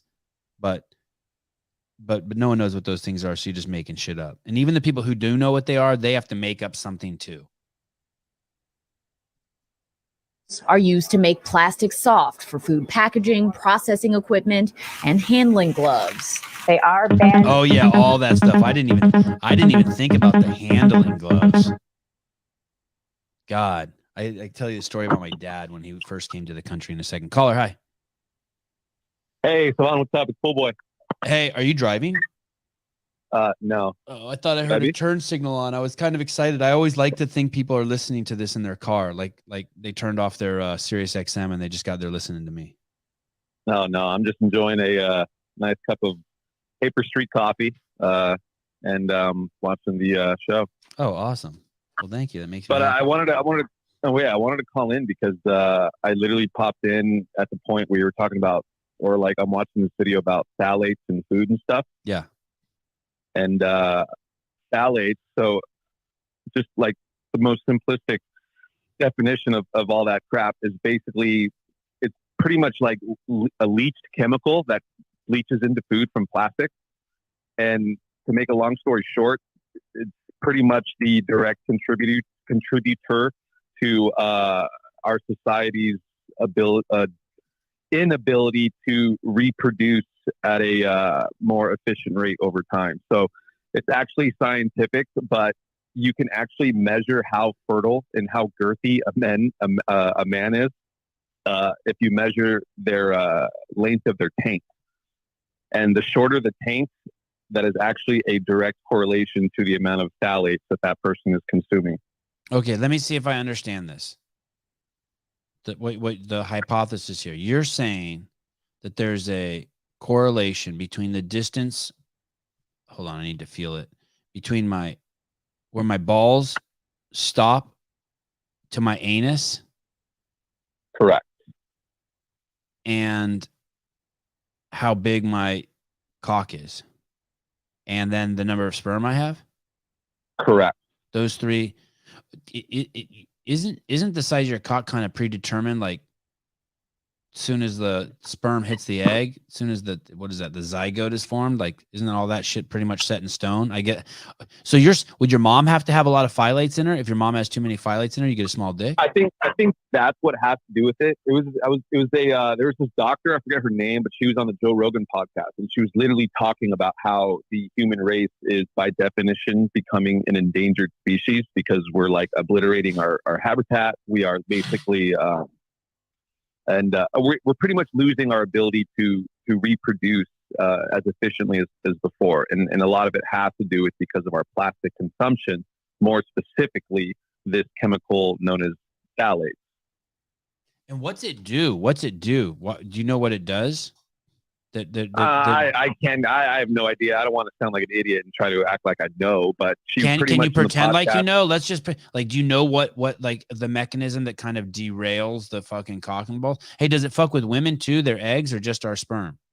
I actually believe it. Yeah, it has effect on both. It has an effect on both. But she was talking about how like over the years, the average age of like married couples who are going in for like fertility help is like dropping each year. They're, younger couples are going in for. So the total number's going up, but the age of the client is going down. Correct. And she talks about how some like fucked up studies were done where like babies in the NICU, how they're all like tied up to plastic tubes and such, to help them feed, help them whatever else. Yeah. They can actually measure the level of plastics and phthalates in their urine from those plastic tubes. So I believe all that. The thing is everything is decomposing. Yeah, and it's so bad to the point where even they can measure the level of like plastic leached into your vegetables and fruit just by you going to the store, grabbing that plastic bag, throwing the fruits and vegetables in the bag itself. They can actually measure that. It's some phthalates and plastics are leaching into your food right there. This guy Jake Chapman's adding to what you're saying, Pool Boy. He says, she said something. Is your name Pool Boy? Like, yeah, your wife would love for me to be the Pool Boy because I'm like some hot Latino guy. Is that? I don't know. I'm working on the OnlyFans right now, so. She said something like, when in the womb, we are born with what's going to be a vag, and then they test the levels in the womb, he'll develop a taint. If the mother has higher levels of the shit, the taint is smaller. Oh, well, fuck, my mom must have had no phthalates. My mom must have had negative phthalates. Yeah, I don't know if Mr. Jake is correct, but he sounds correct. That sounds legit-ish. Devesh Maharaj says, Elon talked about this too. The population is still increasing, but the rate at which it's increasing is actually decreasing. Eventually it continues. The population will begin to decrease. Wow. Hey, have you ever felt a prejudice going into a CrossFit gym because of your ethnic makeup? What are you? You're something Latin, right? Who, myself? Yeah. No. I mean, I'm from the Bay Area, so. What are you? Really. What's your ethnicity? So I'm pretty much Hispanic Latino. So you don't know what you are. You're like some Native American mixed with something from Europe. Yeah, I'm primarily. I think I want to say most of my family is derived from Mexico City, but my last name is Spanish, but primarily Mexican. And you tan good. You're equatorial. I can what good? You tan good. You're equatorial. You have good skin. Oh yes, I tan very well. Yeah. Yeah, I look like Wesley Snipes in the summer a lot of the time. Damn, that's awesome. Yeah, pretty cool. All right. Well, how about your mom? Was she eating a lot of phthalates, or did you get? How's the distance between your taint and your anus, or your balls and your anus? How's your taint region? I've been told, that it's pretty good. It's good. All right. I like how you won't talk about yourself. You're a fucking humble man. That's good. I'm telling you straight up, my mom had no phthalates. Zero. Well, yeah, zero humility here. Yeah, I remember the 80-pound dumbbell video you posted. It was very distracting. 70. Yeah. Thank you. Yeah. All right. Well, thank you for your contribution. You're always welcome. All right. Of course, Evie. Talk to you later. Bye. The Pool Boy. We get to the bottom of that nickname, the Pool Boy. I wish I was tan. Oh yeah, I saw you in the birthday video. You are fucking Casper. Fuck, you are white. I noticed that about you. I ain't lying, I did. But I also, as soon as I saw you, I thought, fuck, we would tear shit up. If me and you and those lesbian girls that call in sometime were at a fucking bar, it would be fucking crazy. I'd probably throw up. What were their names? Em and Maggie or Sammy? Fucking open with like just shots of Jägermeister. I just look at you, Rose. What's your name? Rosie View, and you make me think of college for some reason.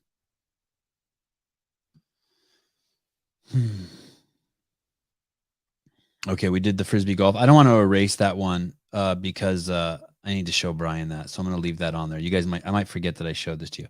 Okay, someone sent me this. Someone sent me this morning, and this is really nuanced what I'm about to show you. I was tempted to not show you guys this, but this is spiritual shit. This is like nuance. There's a level of social awareness here that's it's otherworldly, especially for his age. This is like we might be looking at the next Dalai Lama. I just love this kind of humor. This is what I feel like distinguished me from the other idiots out there as a kid.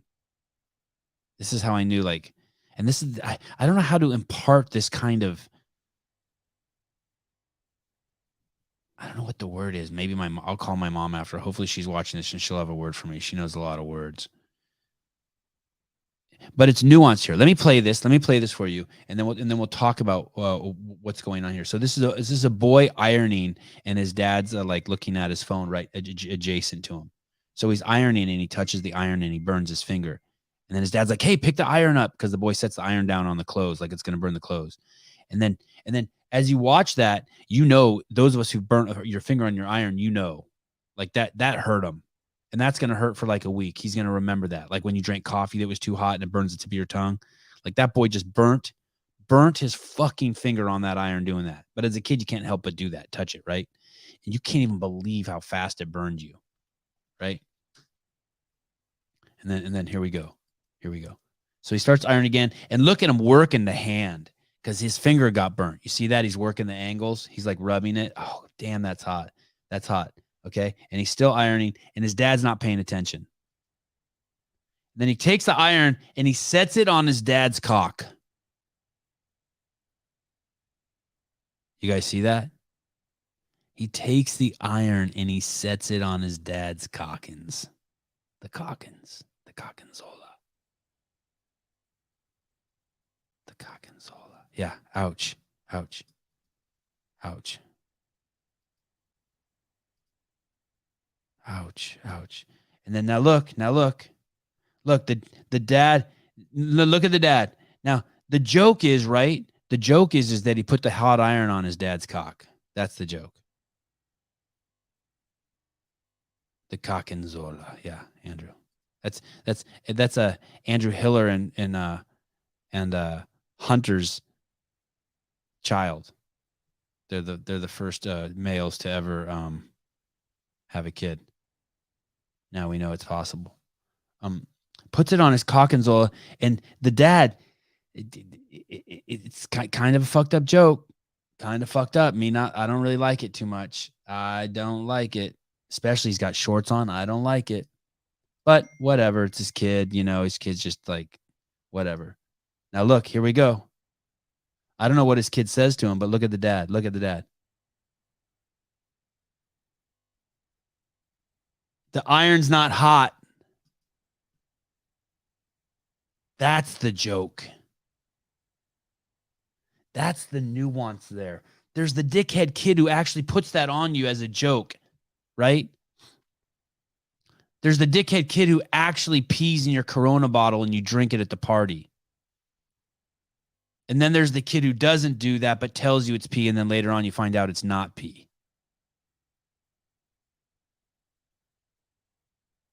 And And it's a at this point, it's a learning lesson for the dad. It's like when you think something bad is gonna happen. It's like this. On April Fool's, this is gonna be a little bit of a stretch, but on April Fool's one time, my wife told me that she was pregnant, and I was actually just getting on the phone with Lauren Glassman or Greg Glassman, I can't remember. And this is in I didn't have kids at the time, and I was about to, it was a really stressful conversation I was gonna have with them. I was gonna ask them for money to do some project or something, like $2,500, less than these fucking glasses. And I hadn't talked to Lauren and Greg much, and I was nervous. They're big shots and they're so amazing. Looked up to them. And maybe Greg gets on the phone, and right before the phone call, and I'm pacing, I'm outside walking. Like I probably walked to a coffee shop and back trying to get my nerves to calm down. And my wife says, hey, I'm pregnant. And I turn around, I'm like, you think now's the time to tell me you're pregnant? And I'm watching myself say that. And then so like 10 minutes before I get on the call with Greg, I play my whole life in front of myself. Like, what am I going to do with my life? How am I going to fix this? She's pregnant. What do I have to buy a house? Like, what am I going to do for money? Just all this shit starts playing in my mind, right? I get off the call, and my wife tells me, that's been like 30 or 40 minutes, and she goes, April Fool's. And I really appreciated that joke because with no harm or no foul, it let me get to live in an alternate reality for a minute. And so this dad, this is a little different, but this dad got to see how he would react if someone put a hot iron on him, his son, but it's not a hot iron. So, God, I don't know how to explain this. It's like a free journey for someone. It's like a free acid trip, but with none of the damage to your brain. Yeah, it saved you thousands. You mean that my wife wasn't pregnant? I just like this because there is a joke there where you actually do put a hot iron on someone, right, and freak them out. But I like this one so much more. And those are the kinds of things, those nuances of what's an appropriate joke and what's not an appropriate joke, to do to people, to give them an opportunity to learn from something that I don't know if you can teach someone. But anyway, I love that. I just love that prank. Love the prank where someone has an opportunity to think something's gone wrong and then not. So they get a free look at themselves. You want to go back to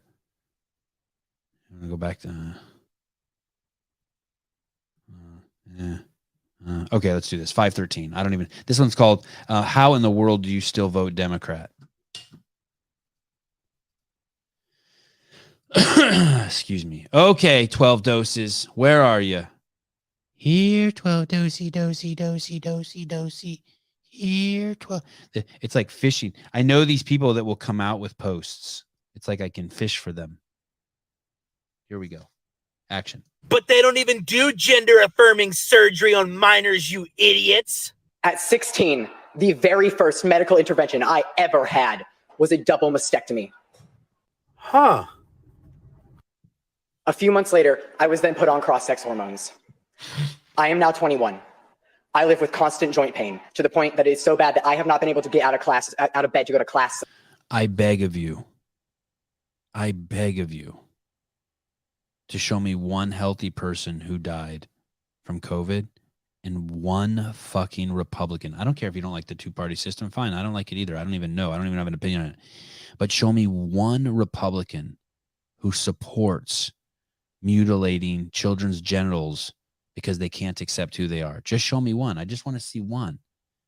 And once you know that this is a Democrat issue, how could you vote for them? What could the Republicans do that would? How is there anything that anyone else could do that would make it that you don't see the need to get these people out of power and control? Just one. Just give me one thing. Oh, the Republicans steal money from the banks or whatever. I don't know what they do, but just, and I'll be like, okay, nope, sorry, I still voting Republican. There's unhealthy kids with mental disorders who are going to the fucking hospital, self-diagnosing as trannies, and then the fucking doctors, instead of getting them help, are fucking believing this kid's self-diagnosis and fucking acting on it and chopping off their genitals. What else can you self-diagnose for? Could I be like, I think one of my valves is fucked up. Well, let us go in and see. Nah, don't go in and see. Just order me up a valve and just go in and change it. Well, sir, we need to see if the valve in your heart's fucked up first. No, I know it is. Don't worry. Okay. Just order me up a couple valves. While you're in there, replace some other valves too. Yeah, I know that's the part. That's the part. I'm like, you'd rather sacrifice that's how much pride you have. You'd rather sacrifice our children than vote for Trump. You'd rather do the mental gymnastics and like argue about some legitimacy of transgender. I'm okay with that too. I'm open to transgender. Like I'm open to a small group of people or some people or a large group of people like, hey, this isn't me. I'm open to it. I ain't hating, but not to kids who are self-diagnosing, not to chopping off body parts. We cannot allow chopping off of body parts. How do you not see that this is fucking batshit crazy? This is like Frankenstein shit. You're chopping off body parts. Body parts. Is someone not listening? Hello, Mr. William. Nice to speak to you. Oh, so you know what I do. You know where I work and everything, and let me explain to you why. Oh yeah, and I know where you live too, and I'd like to see more flowers in your front yard. You've been neglecting your yard because you do spend too much time with your family and your job. I'd like to see a little more yard time, but another story. Go ahead. Then you travel more than I thought. This is the Republican Party. The Republican Party is the party of Wall Street bailouts, endless tax cuts for the rich and for corporations, for unchecked illegal immigration, and endless war. Wait, the Republicans are? Yes. Well, now the Democrats are too. but the Republicans. Wait, are you suggesting that tax cuts for the rich are bad? Yes. Oh, that's weird. Well, how could you possibly think that? What proof do you have of that? Because the wealthy in society should pay their fair share. So let me get this straight. You think Nancy Pelosi spends your money better than Elon Musk? Is that what you're saying? Because I would love to take you down that slippery slope. I mean, I don't think it's about Nancy Pelosi. I think it's It is about money, because this is, and again, let's just perhaps put aside the debate on the wisdom of corporate tax cuts, where because all the other things I'm fine with, but do not take money from rich people. That is a huge mistake. Well, think about this, Sevan. Yes. A $10. Wait, sorry. Jethro Cardona says, "Who the fuck is this guy?" This is a friend of mine and a man I respect very much. Just so you guys know, we have anyway. Go on, Mr. Will. Go ahead. So this is the story. This is perhaps explains it. An oil rig worker, say he makes $10, $4 of that goes to the federal government. But if Elon Musk invests in buys Tesla stock and then sells it at a profit, of that profit, and he gets $10 of profit, less than $2 of that profit is taxed. So Elon Musk is able to keep more of his money as a percentage of that earnings than a middle class worker who works for a wage and for an income. Bear with me here. But that oil worker can buy those same stocks and pay those same $2 taxes, and Elon Musk still has the opportunity to work on an oil rig. No, he can't, because the price of Elon Musk, Elon Musk and that guy can conceivably shop at the same grocery store. Right. But a bigger chunk of that guy's paycheck is going to groceries than Elon Musk. So he's got to pay for his kid's school, pay for groceries, pay his mortgage, and he doesn't have anything left over to buy Tesla stock. Elon Musk has. Well, then maybe they should stop taxing gas, because that's where it really affects the poor, or they should stop taxing cigarettes, or they should stop taxing soda, where it really disproportionately affects the poor. But the stock thing, I'm not feeling you. And on top of that guy, I would argue, Mr. Will, that guy wouldn't even have that job on the oil rig if it wasn't for rich people like Elon Musk investing their money to build those oil rigs. Yeah, I agree, but I'm a full believer in trickle down. I've seen nothing good. I've seen very little good. I've seen more good when rich people spend their money than the government. Oh man, I'm usually totally on board with you. Railroads, the ships that brought the immigrants from Europe, all fucked up by the government. When it was privatized, it did great.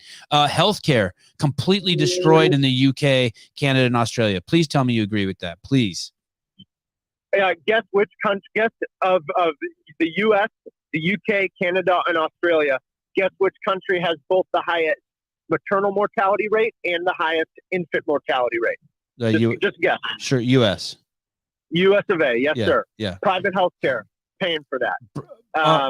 Paying for that, but I don't think that private healthcare is the well, that's not true. I was going to say I don't think they're to blame. They're partially to blame. Well, I mean, yeah, I thought socialized medicine is gonna kill us all, but the results. Guess which of those countries is the most obese? The U.S. Yeah, Guess which of those I think it's a countries bit of has a the stretch lowest to blame life medicine. To blame medicine for that. Wait a second. Wait a second. You think that fat people are fat because of medicine?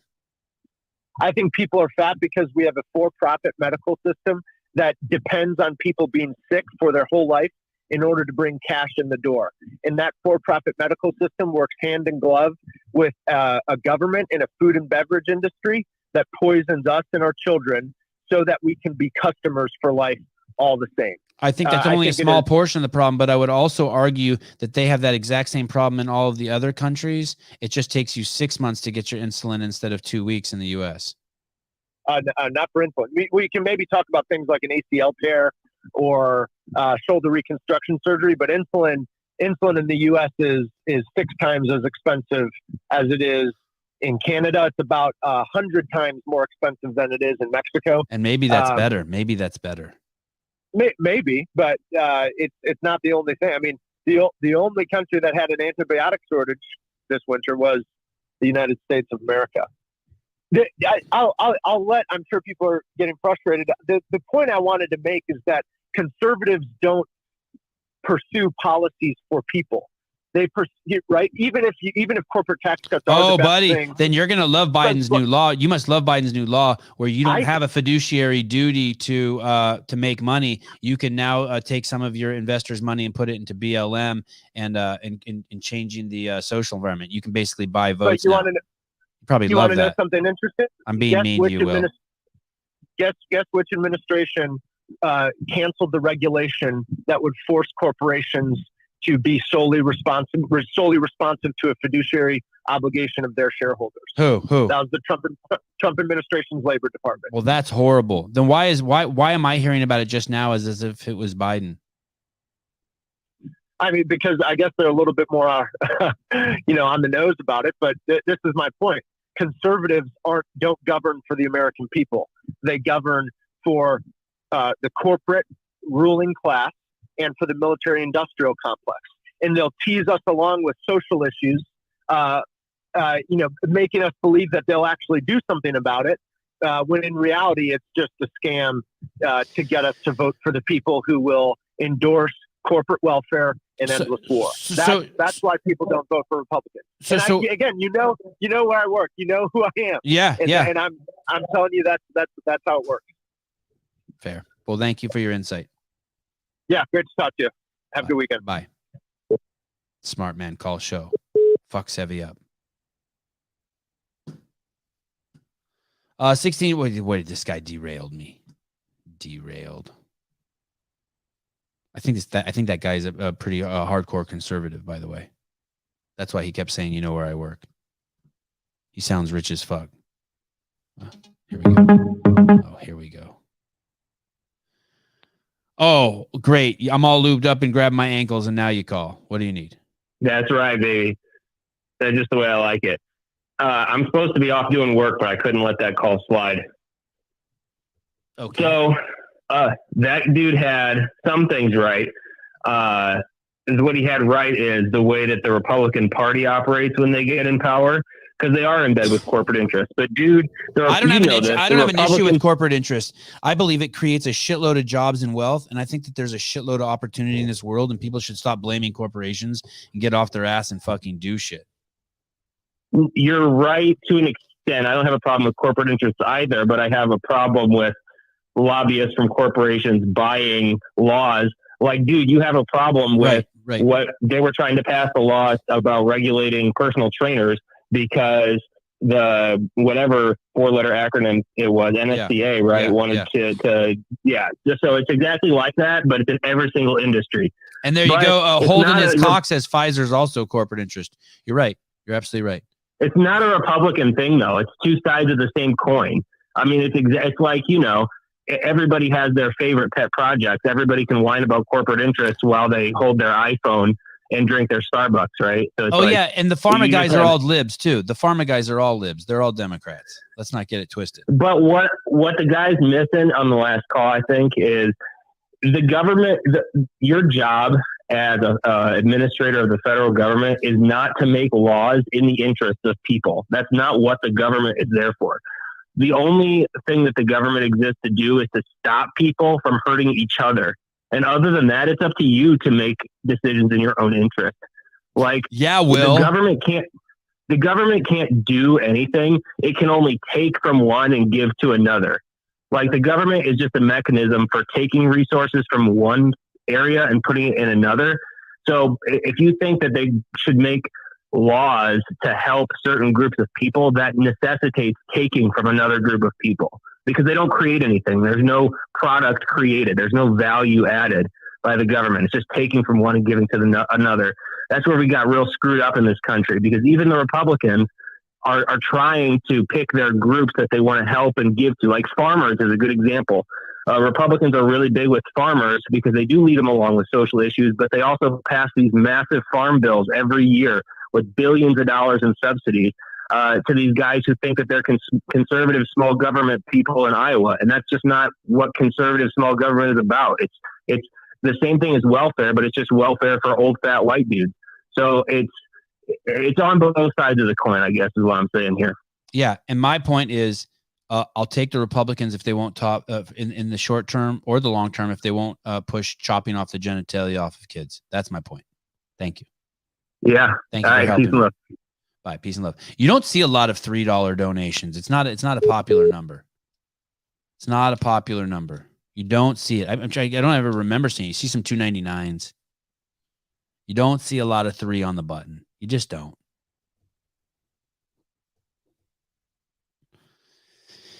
Yeah, I was digging into farming is the most socialist bullshit out there from Trish. I was digging into sugar subsidies. Wow, crazy. You sugar subsidized so much in the United States that you could give every person who's involved in the sugar industry a $250,000 paycheck.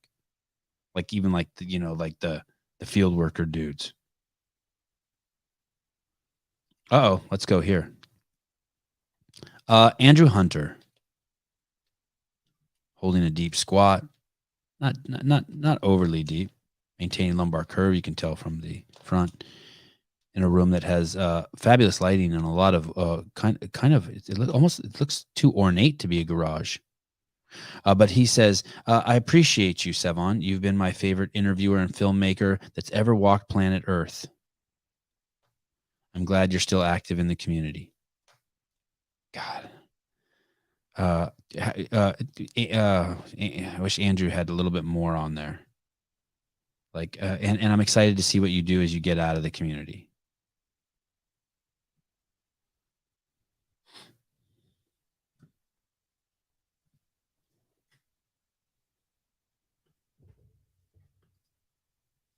RB, I wonder who took that picture of you. Is it the person you're riding with?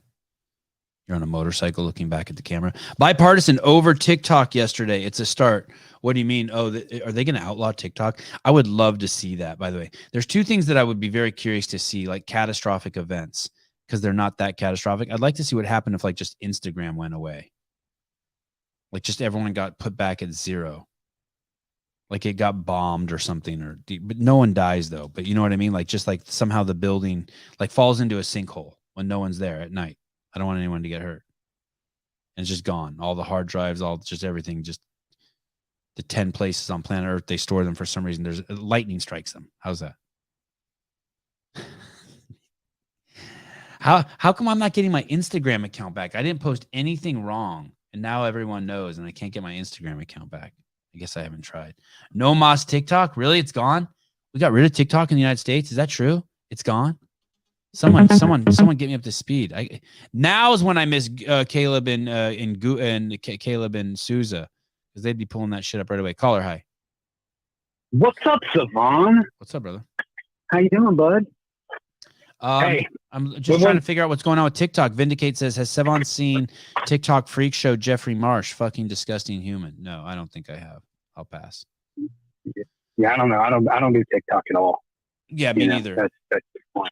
I don't do Facebook either, by the way. Anyone who DMs me Facebook shit, I do not go on Facebook ever. It's not in my phone. Anytime I click it, I get pissed. Do not send me Facebook or TikTok. Well, I don't care if you send me TikTok stuff. It opens in a browser, but don't send me Facebook stuff. Okay, caller, go ahead. Hey, man. Yeah, I'm just running around. I just want to call. I like the show. I listen to all your podcasts on Apple.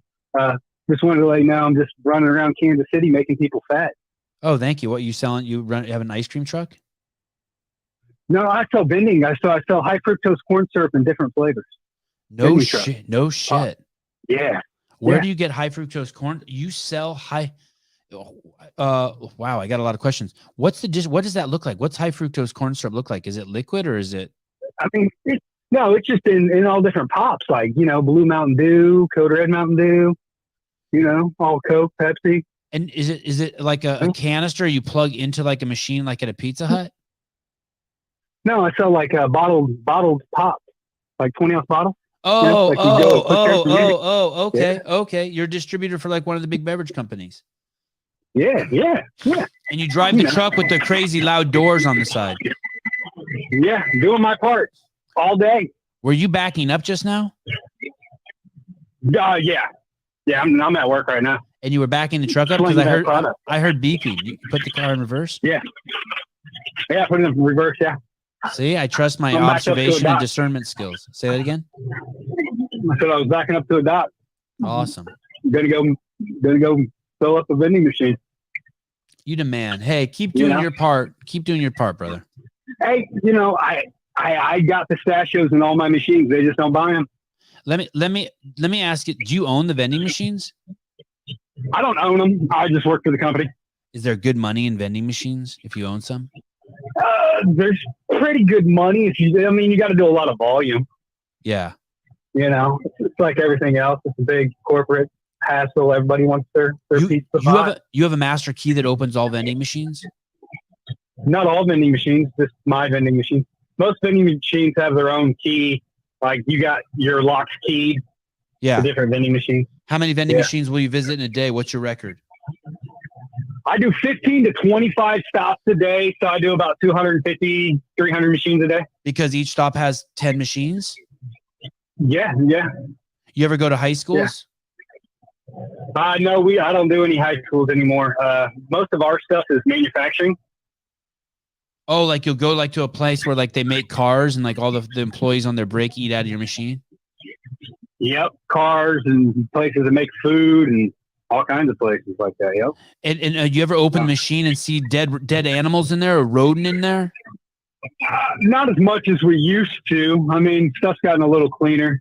Like I've been in this business for like 25 years, but back in the day, they used to throw vending machines in the back of warehouses. You find all kinds of stuff in them. But now they're in nice break rooms. Everyone redoes stuff. It's fancy now. They had those machines in high school, I remember, and there was always some fucking kid who could go up and pull out Cokes out of the vending machine. It was kind of crazy. He could put his arm in there and pull out a Coke. That's insane. You might get your hand stuck in that. Yeah, I don't see. I haven't seen anyone do that in years, but I used to see that shit all the time in high school. We got people that break glass all the time, and they'll take stuff out of them. God, those things must be hard to break. Yeah. Yes and no, not really.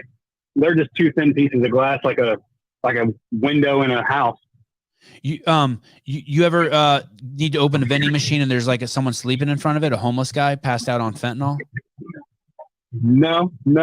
We don't have that too much in Kansas City. I live in Kansas City, Missouri, so we're still pretty good on not having as many homeless people around. Plenty of fentanyl though, but it's not a lot of homeless. You ever get laid on your route? No, definitely not. I'm happily married anyway. I always like those stories. I always like those stories where someone has a job and they go somewhere and just inadvertently get fucked. It's like, wow. I don't think that happens as much as people want to make it out to be. Hey, I'm going to tell you this, and I mean this from the bottom of my fucking heart. If you're like a mailman in year 3 and you're delivering mail to someone's house and you fuck someone, you know what I mean? Like some lady invites you in and you boner. Yeah. And that doesn't happen for another 20 years. It changes the whole reason why you go to work. You start going to work just hoping for it to happen one more time.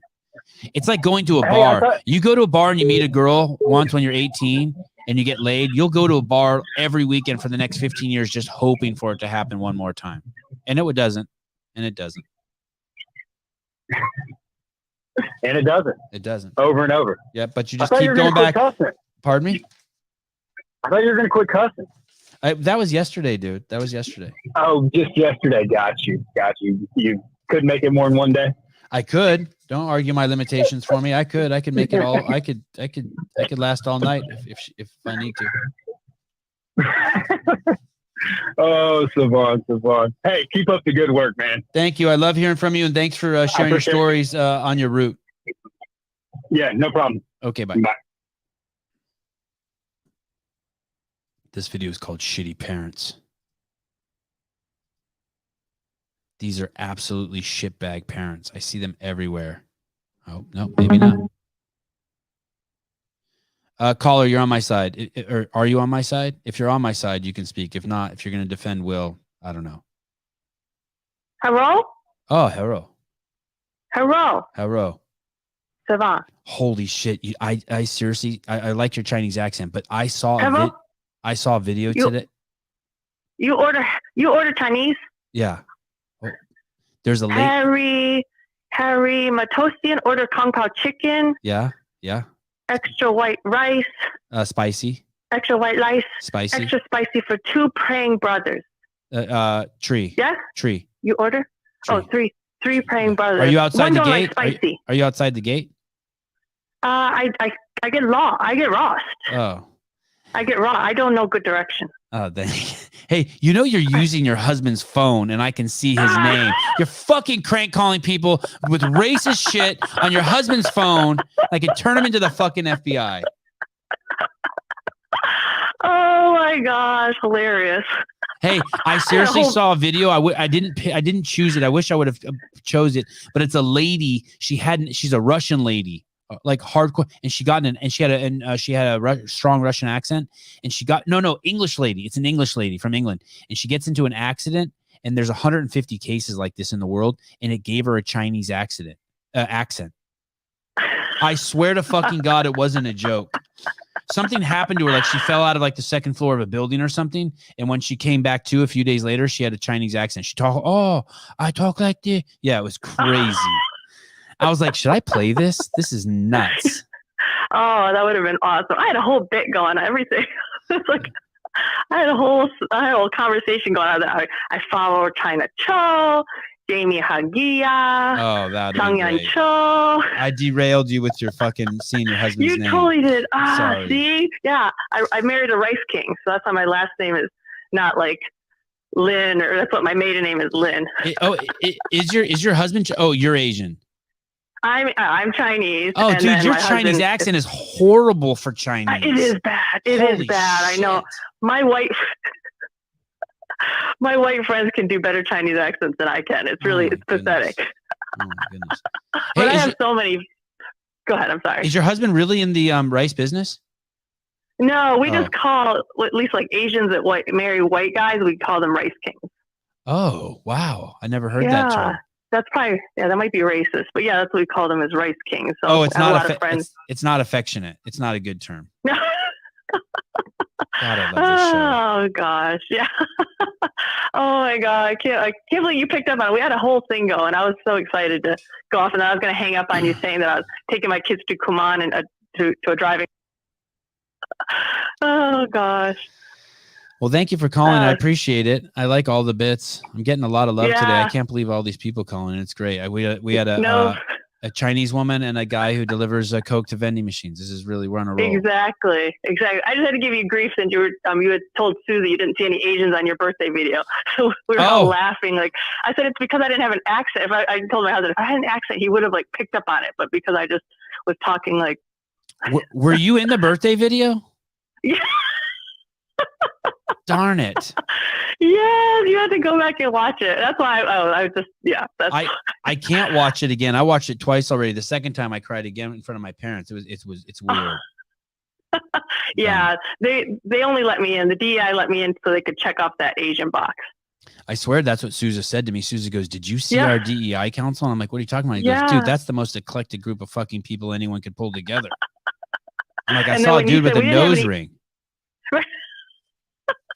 And then Jessica with her awesome accent and everything. It was so great. But yeah, when you said there weren't any Asians, we were cracking out. We were laughing so hard. I trade two black dudes. I trade two black dudes and an Asian woman for a white guy with the nose ring. That you get all sorts of shit for that. Street cred. Yeah, you're like the Ivy League. You're trying to kick out the Asians out. Nice. Yeah, right. And especially because it was a hoop. It wasn't even like Khan has like the stud. This dude in the video had a hoop in his nose. I was like, damn, that is diverse. Well, I'll be looking out for that clip. All right. All right. Well, thanks for picking up. Thank you. That you have a beautiful laugh. Thanks for calling, making my day. Talk to you later. Bye. All right. Bye. God, I love laughing. Oh, that was Judy? I didn't even know that. That was a horrible Chinese accent. She had to take in so much fucking oxygen to do it. You know what I mean? Like you could tell it was like she was working like a kid right when he falls down right before he cries. You know how those of you who have kids, you know how loud bad it's gonna be. Like if your kid falls down, he's like, ow, it's not that bad. But if you hear this like massive oxygen intake, you're like, oh shit. Like you hear like a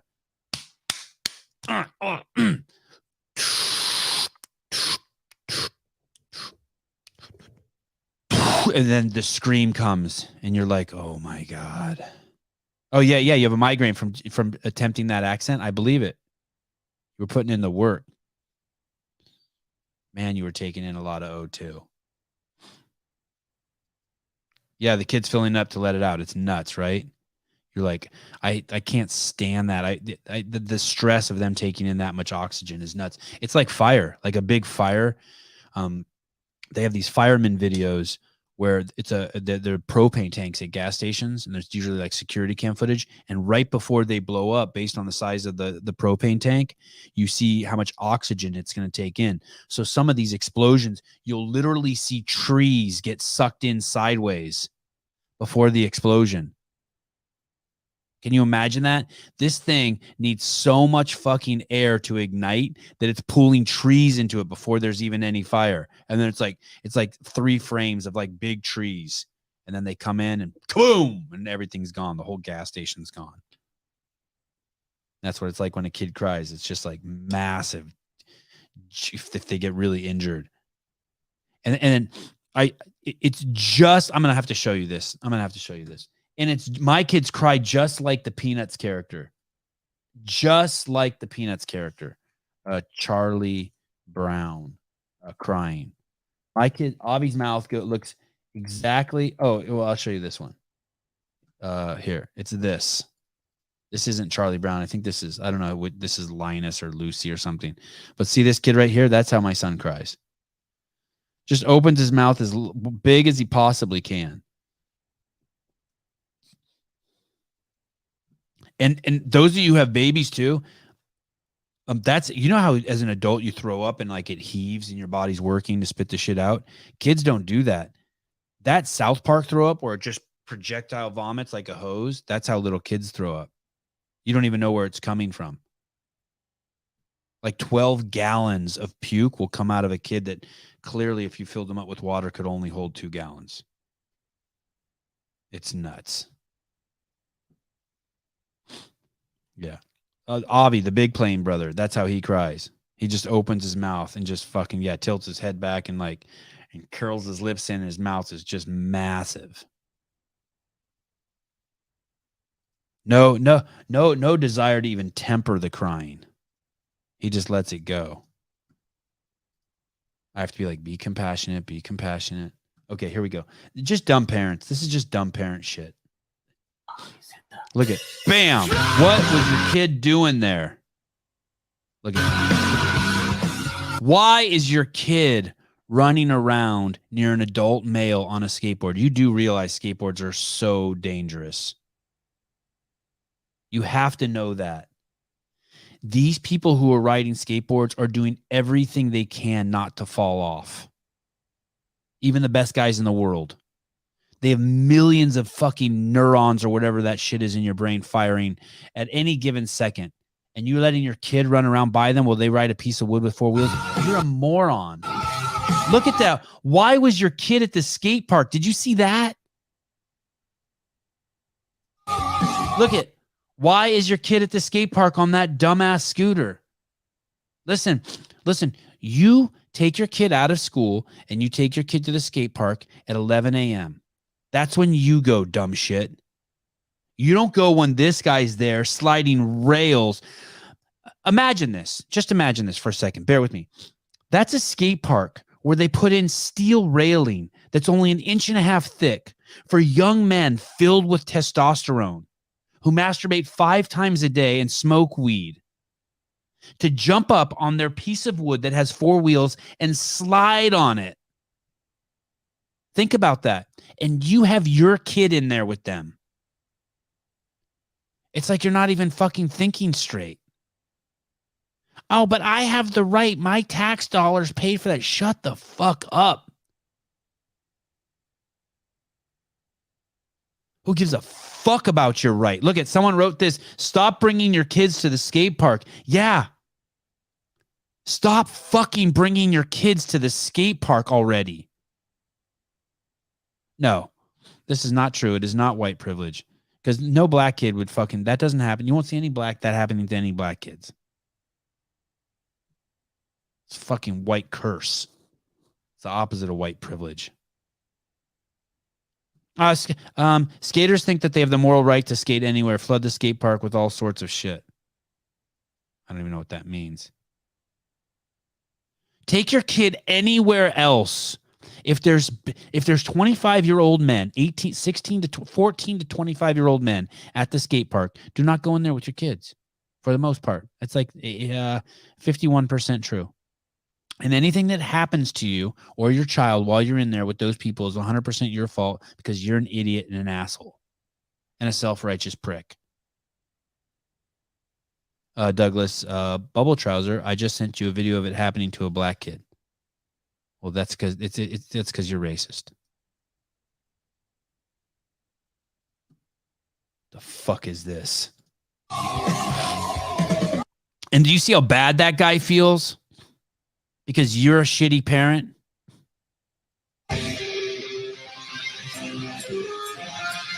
Oh my goodness, black kid gets hit. Jeez, with no shirt on, no helmet. That kid's almost old enough to be in the skate park, though.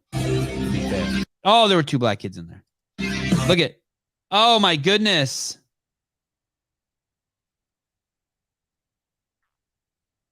Don't go anywhere near the railing. Nobody, no parents, no kids.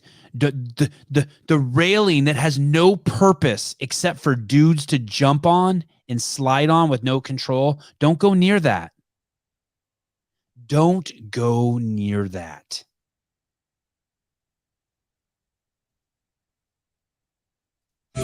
No, I don't think, for the most part, I don't think, someone said how many of these skaters are doing that on purpose. I don't think so. It's like, unfortunately, or fortunately, it's like 95% of all the skaters are cool as shit, but there are 5% to just ruin it for everyone. They're just some assholes. Really? Really? I mean, that's a grown-ass man coming down a railing, and you haven't taught your kid not to ride towards him? Oh, my goodness. That may have been the biker's fault. I'm not sure. Kids at the skate park are a lot like chihuahuas at the dog park. You know they're going to get fucked up if people just let them run around anyway. Let the bodies hit the...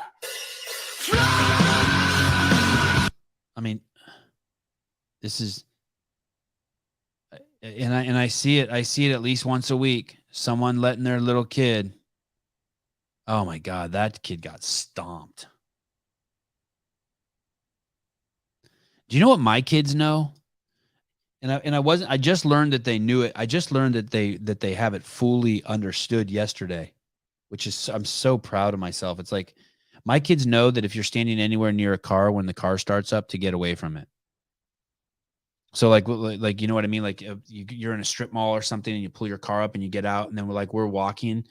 If my kids hear a car start up that they're in front of, they'll run fast. Or the other day I was loading some stuff into a basket or something, and we were in this like little farmer's market parking lot, and the car right next to me started up with its front end pointed at me, and my Avi goes, "Hey, car," and I just stepped out of the way. Because it's not worth it to me to risk some asshole accidentally hits the gas pedal instead of the brake and runs me over. I just move out of the way. It just steps out. Like I don't want to be near anything that's starting. Big machinery. And my kids know it, and they even help me out with it. I love that shit. Dean Goldberry. Joe Biden wearing a black cowboy hat, $4.99. Not an uncommon donation. And I'm very, very thankful.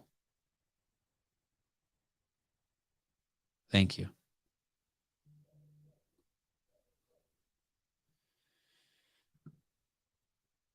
All these text messages coming in. Oh, Will text me.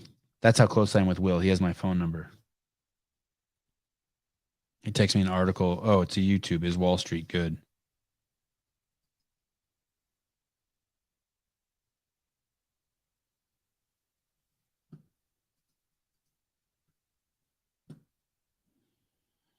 Sevan didn't get the pun in his name. Dean Goldberry? Dean Goldberry? Dingleberry. Oh, you're right. I didn't. Dingleberry. Woo! Kayla would be proud. Thank you, Dingleberry. Thank you. Thank you. And you're right. I didn't get it. What is common sense? Can someone? I'm getting a little exhausted by Omar Cornejo. Please tell me, what is common sense? My homeboy Officer Tatum uses that phrase a lot. I'm not a big fan of it. I need to know what common sense is. It gets back to that ambiguity.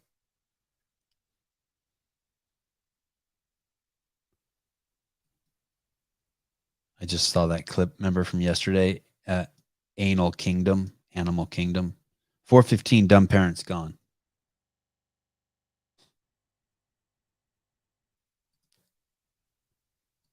Okay, Will. Okay, Willie. Mr. Will. Okay, Willie. Here we go. Current situation in Seattle.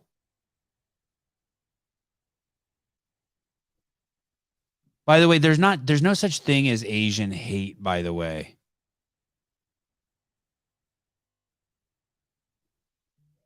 It's not like there's some big movement. And if you looked at all the footage of Asians getting hated on, you might as well just call it what it is too. Why don't you call out the people who are doing the hate? Melanated people who hate Asians. A sister program of BLM.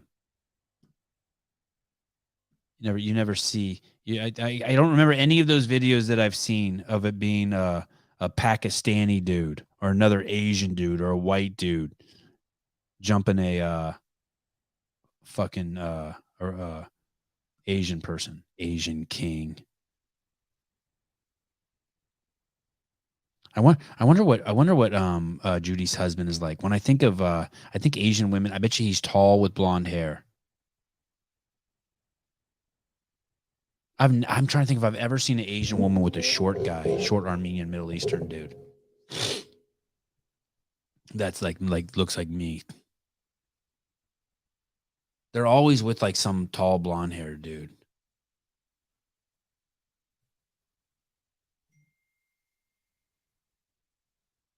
I wonder. I'm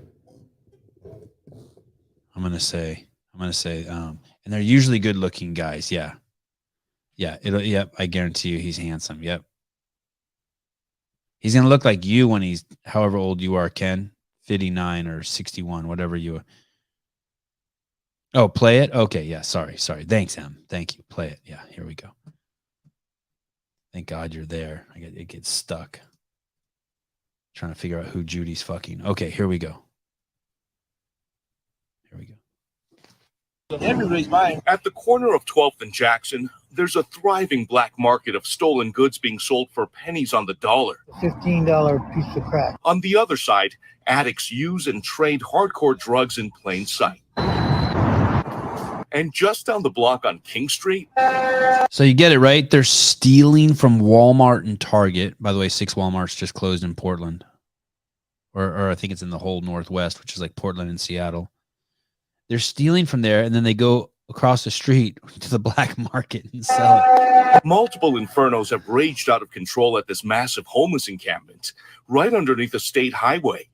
And look at this man with a needle in his arm. They're all drug addicts. What does that mean? They've put drugs ahead of shelter. They're not homeless.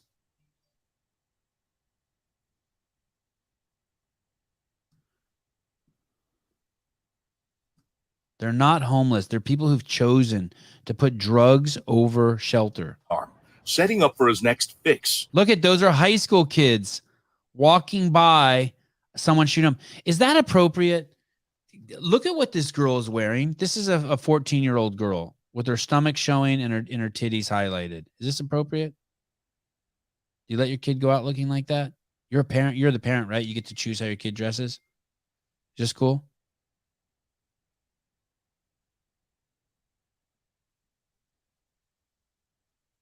I want you to look at that. That's someone's 14-year-old girl walking down the street. Her friend has a mask on, but she fucking has clothes on that's telling every single guy out there, look at my fucking insane body that's ready to carry a baby. That's not me saying that. That's what every fucking man is feeling when he sees that. That's just the way we're programmed. At the heart, at the most deepest level, every single man, from the Dalai fucking Lama to the Pope, to fucking dudes who love other dudes. We're getting the signal from that wants sperm in it to make babies. It's ready. The fuck you letting your 14-year-old girl, unless you want your 14-year-old girl to fucking get the baby batter, unless you're fucked up like that. Doing it right in front of my fucking God. Students as they head home from on your school. Kids, people. This free-for-all culture of illicit activity happens on the regular in the heart of Seattle's Chinatown International District. I'm not quite sure what's going on, but I see a lot of people who are addicted. Oh, do you think that it's Republican policies that allow this to flourish? Or do you think that this is Democrat policies that allow this to flourish? I'm open. I'll grab my ankle. Lube me up. I'll grab my ankles, Will. Tell me how this is the Republicans who did this. I'm ready. Unfuck me. Teach me the way. Because I think this is all Democrat policy. I think this is... Oh, here we go. Here we go. I'm ready. Hold on. Let me grab my ankles. Caller, hi. Good morning, Savon. How you been? Good. Michael C. Who? Michael C. Hey. Oh, what's up, brother? How are you? I'm good. I'm good. I just wanted to call about your friend that talked about. I know I'm a little bit delayed. I had to get out of the house. The wife was taking up my time, but about the fiduciary responsibilities and companies with 401k plans, how the Republicans passed that bill. What the bill actually is so he's partially true, but what it is actually is put the advisors that you use for your 401k plans, like if you're using them to help you find the plans, it puts them equally responsible as fiduciaries. So that way somebody who's in HR doesn't necessarily have an expertise in finances. Now that person that's giving them the advice is equally responsible. So, there's partial truth in every story, but just kind of wanted to call in real quick and add that into the story. Well, thank you. And that sounds positive. Right? And that was under the Trump administration. But if you just put half the truth out and you say, hey, companies don't have to take responsibility now, that's not true. It's a shared responsibility now. Wow. Okay. I like it. Thank you. All right. Thank you. All right. Hey, you know what? I felt my butthole close up a little bit. Thank you. I'm going to stand up straight now for the rest of the day. Thank you. All right. Have a good one. Thank you. Will try to stick his dick in me. Listen to this. This is what Em is saying here is amazing, right? Because this is the problem with gun laws and this is the problem with COVID masks, and this is the problem with quarantines, no one ever looks at the other side. What is on the other side of the scale? What is I am going to mask everyone up so that COVID doesn't spread for 2 years? Oh shit. Why is it 20 years later that murder rates have skyrocketed from young white males? Oh, because they didn't learn how to socially adapt. And if you don't have a social male socially adapt by the age of 4, he's likely to become a socio-psychopath serial fucking killer. Oh, Sevan, that doesn't happen. Well, actually, it does happen. It happens to 1 out of every 10,000 males who wears a mask in the age of 2, 3, and 4 years old. And now because of that, we have 1,000 new serial killers in the year 2050 in the United States. No one's ever obviously I just made that fucking story up, but it's not a fucking stretch. It's not a fucking stretch. We have a fucking 1,000 increase in 2050 because of serial killers. We only had 4 a year, and now we have fucking 400 a year or 4,000 a year because some dumb fuck thought it was cool to cover kids with masks and the adults around them, so they didn't learn how to read faces and they didn't get socialized and they didn't learn how to mirror and they lost their ability to empathize. And this is what Emma's saying. The high schoolers told us that they can't have a dress code at school anymore because of gender profiling.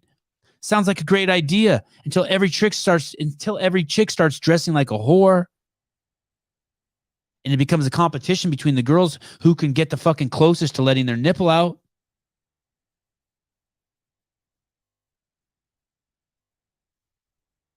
Same with the gun laws. Mr. 12 doses. What's the cost of outlawing guns? What happens? I just want to know. What's the cost of putting more restrictions on the purchase of guns? You won't tell me because you don't know and you can't even think like that. And yet here we are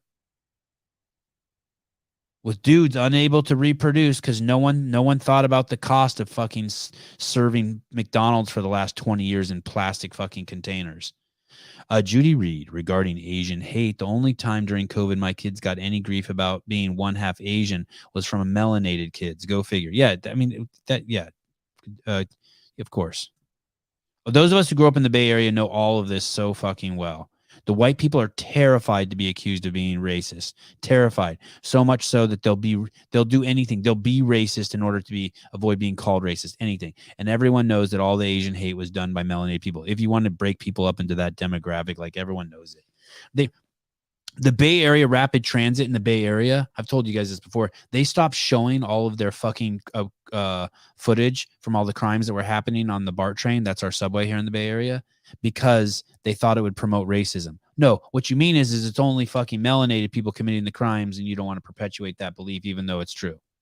Because people are too stupid to differentiate between the fact of whether it's the color of their skin causing that or whether it's other factors. And obviously it has nothing to do with the color of their skin. Obviously. Philip Kelly, $9.99. During the pandemic and distant learning, the teachers couldn't make kids turn their cameras on during Zoom because it was considered an equity issue, as not all kids have decent living conditions.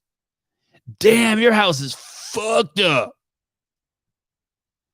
Shit. Your mom hasn't done the dishes in weeks. That's amazing. An equity condition. Don't send your kids to school. Raise them yourself.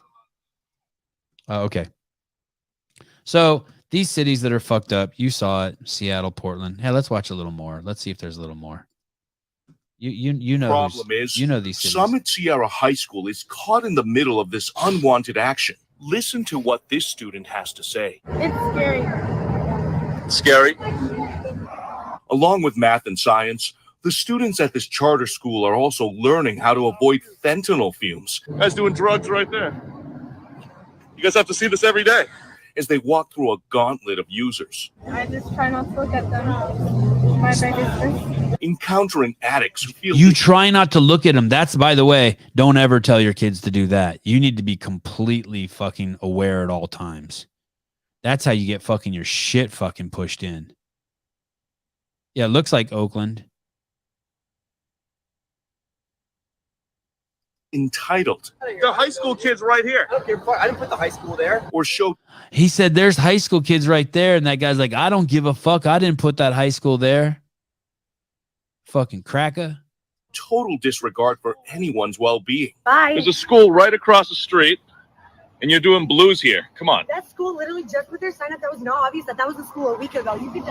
That school wasn't there a week. That guy's like, "Hey, you're fucking smoking blues or whatever right out here in front of the school." And that bitch is like, "That school wasn't even here like a week ago." You know what I really like, though, is the ethnic makeup of that fucking drug group. I have a friend, I probably should be very careful with what I say, who works for an enormous fucking company. He just got the job there. You guys all know it. And he has a peek behind the, or she has a peek behind the DEI council, and the stuff that they've been telling me, dude, there is a war against women, by the way. There is a war against women. It's come to corporate America too. You think it's crazy just that Leah Thomas is fucking swimming against women? Wait till you see how jobs are being allocated. The women thought they were safe. You wait till you see what's coming down. I couldn't believe the shit that this person's giving me access to, what I was seeing. It's not enough to be a woman. You guys are fucked. I think I would rather be a white man. I think, you know how they always say, like, they do that thing, like they play gotcha. Who here would trade for being black?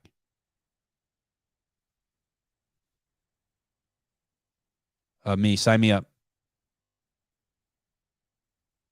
I'll come back next time as a black dude. Please, thank you. I'd definitely pick a black dude over a black girl. That'd be my first. I would definitely come back as a dude again. I would not come back as a girl. I'll come back as a fucking girl. Sorry. I'm not. Come back as a dude.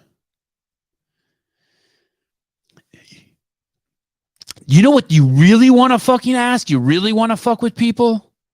You fucking cowards that ask that question to a fucking 1,000 fucking white people sitting in a room. Would you want to come back as a black man or a black woman? Go through the other ethnicities. I want to see you do those. Would you rather come back as a black man or a Chinese man? Would you rather come back as a black man or an Indian man? Would you rather come back as a black man or a Bangladesh man? Would you rather come back as a black man or a Russian man? Let's see you do that. You think you're so fucking cute with your fucking game. You don't have the fucking balls to do that. Why don't you do that? Would you rather come back as a black man or a Thai boy? No. Not a black man with a regular penis. No. Black man with a black man's penis. The fuck? Would you rather come back as a white guy who gets cancer or a black guy who doesn't? Would you rather come back as a white guy who gets skin cancer or a black guy who doesn't? Okay, here we go. We got a CK Kevin. I'll take Smart Rich Asian for 1,000.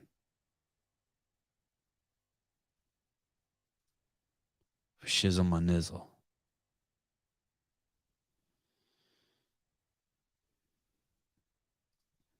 Stephen Flores, dude, Mexicans have it easy. We work hard, and once we ate here, no one fucks with us. Once we ate here, once we got here. Yeah, I know. There's so many of you. Everyone, you guys fuck with us. Whoever us is. Big old dose of reality today on the Sevan Podcast. Big old fucking dose. Uh-oh, this one looks scary. I don't know if I can play this. Oh, this is good. I don't know. I'm still on the fence with Matt Walsh. I don't know what the deal is. I'm impressed by him. He's got fucking balls of steel. I'll tell you that. This one's called, this one I titled, Where Did You Learn? This is a good question. Where did you learn it's important not to harm children? By the way, if you ever want to hear funny vernacular enunciation, listen when Brian Friend says the word important. Or any, like, he enunciates that word like kind of funny, over enunciates it. Important. I try to get him to say it. He doesn't know. Don't tell him. He does important. It's like when my wife does cupboard. She does like cupboard. Like she sounds like Justin Berg or some shit. Cupboard. What are you doing? Important? What are you doing? What's up with you in the poor part? You got something against poor people? Here we go. Where did you learn it's important not to hurt children? Here we go. Fuck you, those of you. Someone said in the beginning that they think I'm lost without Caleb and fucking Susan. I'm fucking running this shit. Running this shit like I run your mama. Here we go. Can you give us a summary of your educational background or your healthcare education experience? Mr. Walsh, you recognized. My experience in healthcare? Your educational background. I'm just curious. You've testified as to a lot of your own research. So I'm curious for what purpose you do that and what background you have to qualify you to speak to that. Well, my background that qualifies me to speak to this is that I'm a human being with a brain and common sense, and I have a soul. And so therefore, I think it's a really bad idea to chemically castrate children. That is my experience. Also, I did, now it's true, I didn't go to college, but I did go to school long enough to learn how to read so I can read the data for myself. And that's exactly what I've done. Representative Clements, you're And for what purpose do you conduct your research and use this brain of yours? Mr. Walsh, you're recognized. I use it for the purpose of trying to protect children from being castrated and mutilated. That's one of the things I try to do. You don't use it to, thank you, Mr. Chairman. You don't use it to get clicks on your publication? Well, are you using it right now to try to get clicks with this interaction? No. I really like the idea of getting of drawing attention to the fact that this is happening to children. I know you seem to find it very amusing. I don't. Can you give us a summary of your educational background? Where did you learn? I don't think you need to be taught that. I don't think you need to be taught that. Oh, here come the Bible beaters. Here we go. Mark 9:42. This is going to be good. Mark 9:42. There's a book called the Bible, and that's one of the chapters, I think. That's how they denote where it is in the book. Mark is like one of the stories in the book. I guess there's a book inside the book called Mark, and 9:42 is like you can helps you flip through the pages and find it. Mark 9-42. So I guess there's like a 142 and a 242 and a 7-13, but this is 9:42 Mark. Here we go. And whosoever shall offend one of these little ones that believe in me, it is better for him that a milestone were hanged about his neck and he were cast into the sea. Sorry. It is better for him that a millstone were hanged about his neck and he were cast into the sea. So let me decipher this for you with my deep biblical skills. Whoever shall offend one of these little ones, if you fuck with kids, it's better that a rock is tied around your fucking neck and you're thrown into the sea. I don't know, as opposed to what? As opposed to like God see it and something like fuck you up, ass pound you. I don't know. It needs like another sentence there, like afterwards. Like you better fucking throw. It's better than his dad find you. Better than what? I mean, it's better. Better than what? You can't use the word. It is better for him. Oh, meaning if you. Okay. I'm gonna change my. Sorry. I'm gonna change. I don't know if any of this is true. I'm just telling you my deep understanding. Because of my connection to God. This is what very deep, not shallow like most of yours where you believe in God. This is my knowing God. This is my understanding. I'm going to rework it a little bit. Sorry, I apologize for the first iteration. Whoever shall offend one of these little ones that believe in me, it is better for him that a millstone were hanged about his neck and he were cast into the sea. Basically, this is, I guess, God speaking through Mark, saying that, hey, if you think you're going to hurt a kid, just kill yourself first. It's interesting. That is my final translation of Mark 9-42. Now let the callers come in and be like, oh, that's very funny, Sevan, but let me tell you what it really is. Dylan S, you agree more with the Bible every day, Sevan. Sean Sullivan, thank you for by the way, the quote. I do like it. Go read the full chapter, Sevi. Okay. I probably won't. I'm going to get off of here and be like, I'm going to get off of here and call my mom. And if my mom listened to the show today, I know exactly what she's going to say. I know exactly what she's going to say. She's going to go, aren't you exhausted? It was exhausting listening to you today. Mike McCaskey, appeal to higher authority.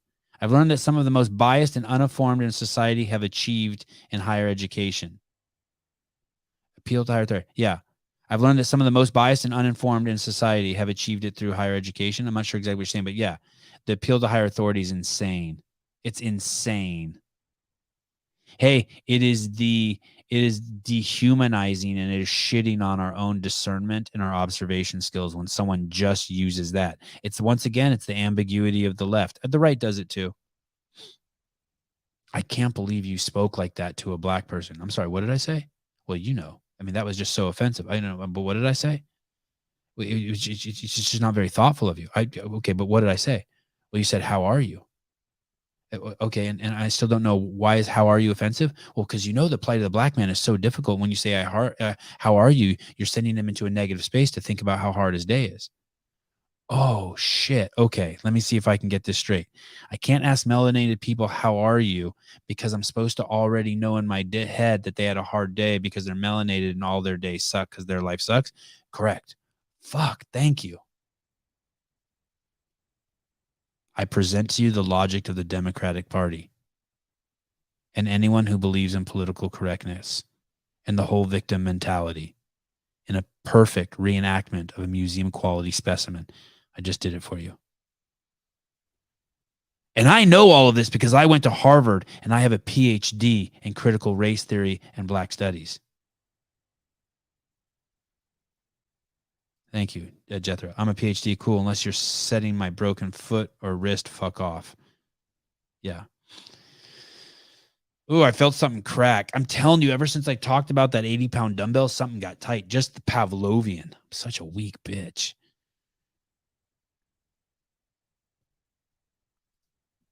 It's scary how close you really are, my man. I know. Thank you. I appreciate it. I know. It's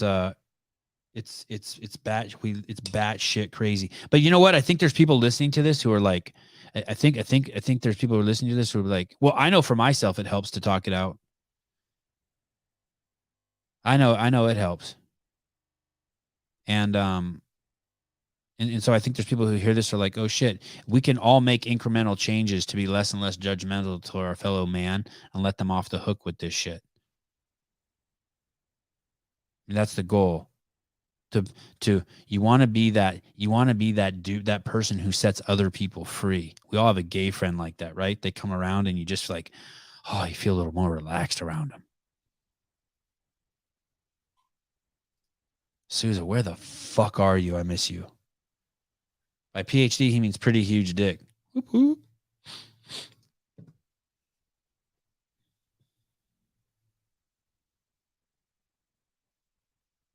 I have to urinate. I don't even know what I would do if I had to pee. Like, what? I think there is a 1-minute commercial I could run. I'm not doing the L1 shit anymore, I don't think. I don't know. I'm bummed that Nicole's not head of the department, so I kind of got off that kick.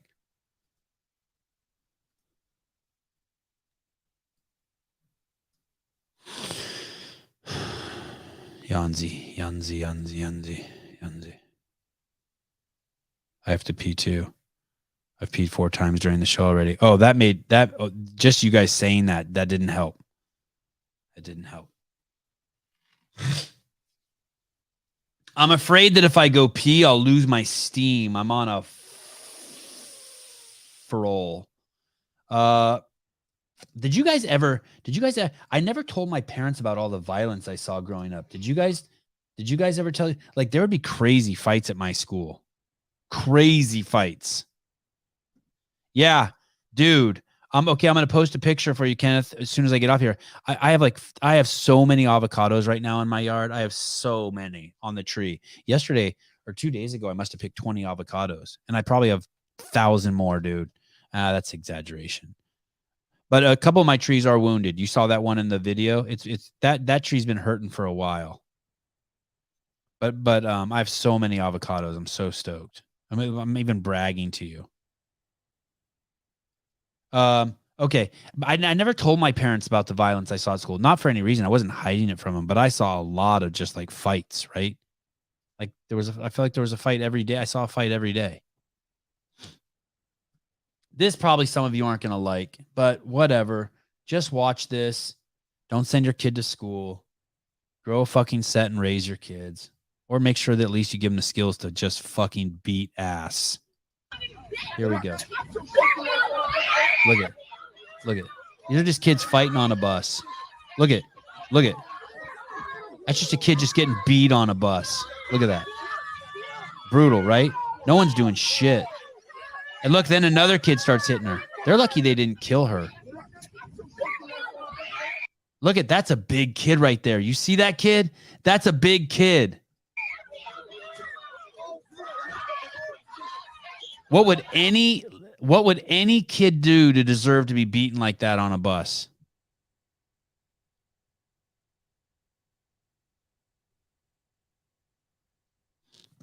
And hey, I saw stuff like that. I'd say 50% of the time I would have jumped in and tried to stop it. I don't fuck with that shit no more when I see that shit though.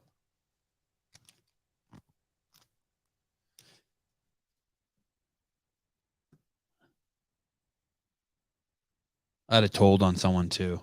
Oh, Sebby, you're a snitch. I really don't like 3 kids beating up a kid from the back. There's nothing that kid could have done to deserve that. Nothing. The bus driver didn't do shit, dude. And I never told my parents about that stuff. Imagine all the shit your kids see that they never.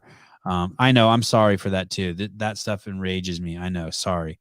Don't let it enrage you, but man, send your kids to, yeah, that kid needs reparations for sure. Send your kids to, just for training. Just make your kids totally capable. Part of me like, so one of the things that comes with having these crazy samurais that I'm building is I have to make sure they have really strong values and morals and crazy discipline. Crazy discipline. Because they're going to be fucking savages. I can't have them be at the skate park at 14 years old and 3 fucking dudes think that they're 18 and they're badasses and they just fuck with the wrong 3 midgets and get fucking destroyed.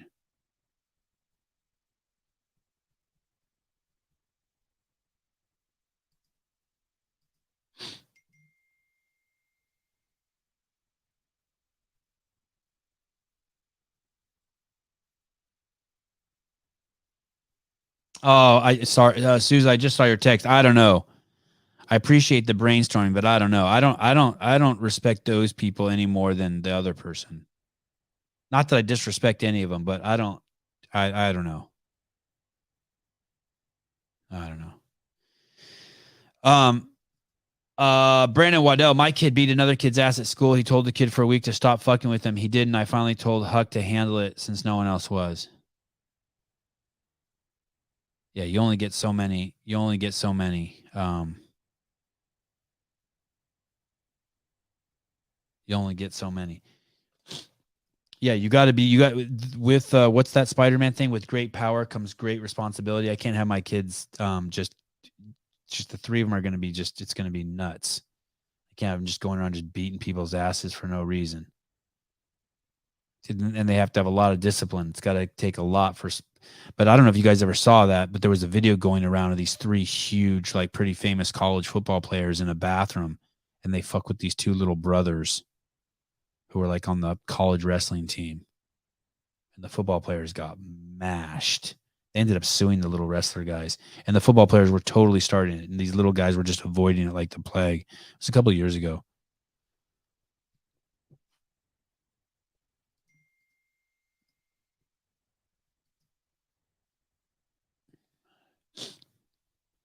Here we go. I hope this isn't the norm. I hope this isn't the norm. I hope this isn't the norm. But anyway, here it is. What was more harmful to America, 9/11 attacks or January 6th? January 6th. What was worse for America, 9/11 or January 6th? That's a deep question. I don't know. Probably. That's a deep question. I'd say 80% of the time when someone says that's deep, that there's nothing deep. I didn't hear anything deep. Does that mean I'm shallow? I didn't hear anything deep. What would be deeper is what were the 9/11 attacks? What were January 6th? But which is more harmful without defining things is what makes them deep, adds depth to them. Yeah, thank you, Lydia. I know that's what I was thinking. Like, what? I want to know why you cut your boyfriend out of that picture. You're like, fuck, I look fucking smoking hot in this. But I don't date that guy anymore. I've had that debate with people before. Are you allowed to keep a good picture of yourself with, yeah. Are you exact? Yeah, that's the question. Are you allowed to do that? You're like, well, fuck, it's the best picture I got of me. But this motherfucker, I'm standing too close to him to cut him out completely. What if you just used him in there? Just put him in there anyway. No, but it's your favorite pick. It's your favorite pick, Heidi. Chill. It's your favorite pick. The insurrection.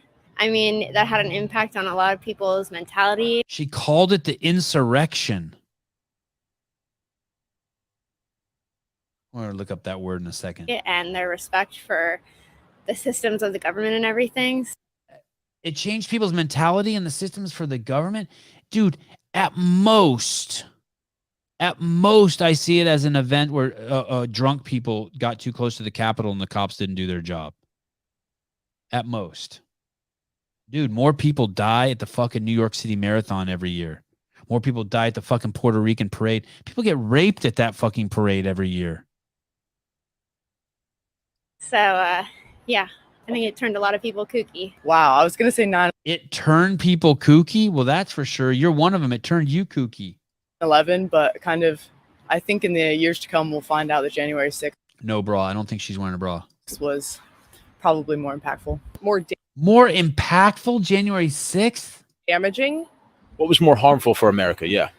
She's asking what's more harmful for America. The fact that they someone flew jets into the fucking biggest buildings in the United States and brought them down. And there was some weird building 7 collapse and someone flew a plane into the Pentagon. And we ended up going to war and fucking spending billions chasing a bin Laden dude over a bunch of fucking yahoos walking into the Capitol building. I think January 6th might rival 9/11. I will. Holy shit. 20 years of war from fucking 9/11. Embarrassing, these answers. Greatest country in the world. Oh, eat it. Eat a dick, David. Puerto Ricans are highly sexualized. Highly sexual. Like it goes from they get raped there to they're highly sexual. Unacceptable. The 2020 Pew Research poll found that 50% of progressive white women, I would love to know what that means, progressive white women, under 30 report being diagnosed with one or more mental illnesses. Oh, for sure. Dude, my town is littered with them. You see them. Say that both They want a diagnosis, dude. of these just impacted how people can view patriotism and wanting to have love for their country. Oh, 9/11 easily. Why do you say that? I mean, death count. So Yeah, there you go. 9/11 easy. Death count? I mean, here, Trump caused 9/11 too. Fine. Yeah, good. That's another topic. Maybe he caused both, sure. But So purely death count. hey, dude, they were duped. The white women were duped just like the fucking black people. It goes back to the beginning of the show. It goes back. The Democrats have the biggest in 1856 in that whole era, right up until the Civil War. The Democrats were trying to explain to the world that slaves were happy and that the North hated black people because they wanted to set them free and they knew that they would die, that it would be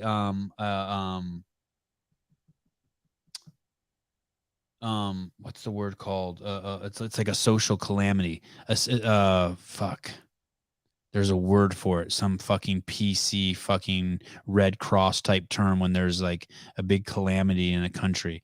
But basically, the slave owners were like, hey, dude, the slaves live a better life than the white farmers of the North. And we have to keep the slaves to take care of them. And we have slaves because we're good people. We're do-gooders. These black people are too fucking retarded and stupid to take care of themselves. So we as the slaveholders will take care of them. That was the position of the fucking Democrats. And it still is today. And it still is today. And here's the thing. They also wanted to enslave the farmers of the North, the white ones. They didn't care. It was a class system. It was the Klaus Schwab thing that I talked to you about in the beginning. It was the whole thing. You'll own nothing and you'll like it. That was their mentality. I read you the quotes from the fucking Democratic senators in the beginning of the show. That's the exact same thing that happened to women. They belittled their fucking women powers. They told you that your baby making powers were fucking garbage and that it just enslaved you and it was men's way of keeping you down. When those are the greatest powers you have, they were duped.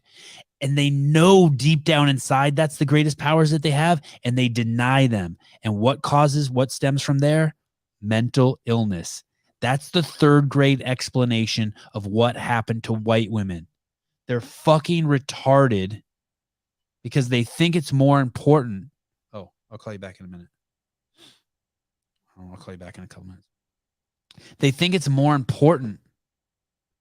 They think that there's something more important than finding a strong man who will give you the cock and raise his kids. There is nothing more important. I'm telling you, there's nothing more beautiful than seeing a strong woman with 3 kids around her and 1 kid on her tit. Nothing. It's fucking dope. The hippies got it. They figured it out. The mom's teaching the kids how to play musical instruments and shit. How to get coconuts out of a tree. Teaching about biology. Teaching which animals are safe, which animals are not safe. White women have fucking denied that because they believed what they fucking saw on social media. We need to be strong women. Let me tell you what a strong woman is. A strong woman fucking finds a fucking good man, stands by his side, believes in him, fucking does the magic, keeps us all fucking spiritually aligned. Hey, you know what? I've never even talked to fucking Miranda Alcaraz about it. Ask her. I've never talked to her about this. Ask that fucking chick. One of the wealthiest, most successful fucking women I fucking know. Ask her what was better than fucking finding Julian and fucking getting his baby batter and making those kids while she runs a fucking empire. When I interact with Miranda, she sends me shit about her kids. She doesn't send me shit like, look how much fucking money I have from fucking street parking. Never once. It's all shit about her kids.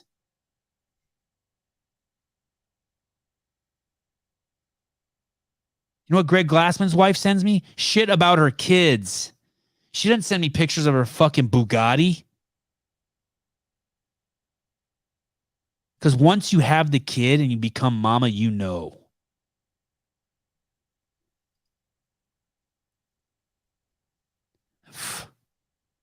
Tell you what, $5, Jeremy World. This is the most uplifting podcast out there. Just when I'm feeling down on myself, you go and play a clip like that. You're a good dude. Yeah. Sevan, that's God's design. God, man, woman, kids. Yeah. And Miranda's a good dude. She's hot as fuck. She's rich. She's smart, but she's a fucking mama to the core. Yeah, Renaissance woman. Renaissance. Yeah. I'm going to find a good fucking dark man. Maybe he found her. Don't ruin my story. I'm going to find a good fucking dark man. Oh, look, there's Sousa. Speaking of dark man. Hi. How long have you been there? 10 minutes. No shit. Yeah. I'm just going fucking nuts over here. Yeah. I was digging it though. When I had some time and then I was like, I didn't know if to jump on or not, if how long you were planning to stay on. And then when you kept going, I was like, screw it, I'm coming on. And so I messaged you in the private chat. I was like, hey, if you want to shoot me the email, I'll start bringing these up. And then I was like, you know what? He's probably just in a flow right now. Like I'm just listening to you and letting it rock out. Just fucking going nuts. Yeah. You're on a roll, dude. Okay, let's play the rest of this clip. I would say the chaos and distress, the chaos and distress that it caused for the time. So, you know, I'm not from around here. And January 6th doesn't mean as much for people back where I am. What was worse for the chaos, the stress, and the death numbers? Dude, how did anyone think that January 6th is even close to fucking 9/11? What is wrong with people? It's almost like insulting to compare the two. I agree. You know? Are you cold? I'm chilly. Yeah, it's freezing here, dude. I just got in from the gym too, so it takes me a minute to like warm back up. Why am I cold? I just did you walk home or did you run or? No. I just drove. I mean, it's just my feet are just really cold is the only thing. The title of that clip was "Are You Retarded?" Hey, isn't there some sort of thing that they're trying to usher in behind January 6th and that's why they need this big like deal behind it? It has to be like a big violent insurrection and a disgrace on our nation, everything else, because then isn't Congress trying to push something through because of it? Like a law? Yeah. I'm sorry, I'm really ignorant on it, but No, it might be. You mean like there was like gun violence, like they're trying to take away your guns by keep saying how highlighting like it's a tool for manipulation. Correct. Yeah. Okay, now I'm gonna go simp on Miranda's IG. Yeah, go over there, drool on that shit. Handle it. Hey, did you see the eighth wonder of the world? No.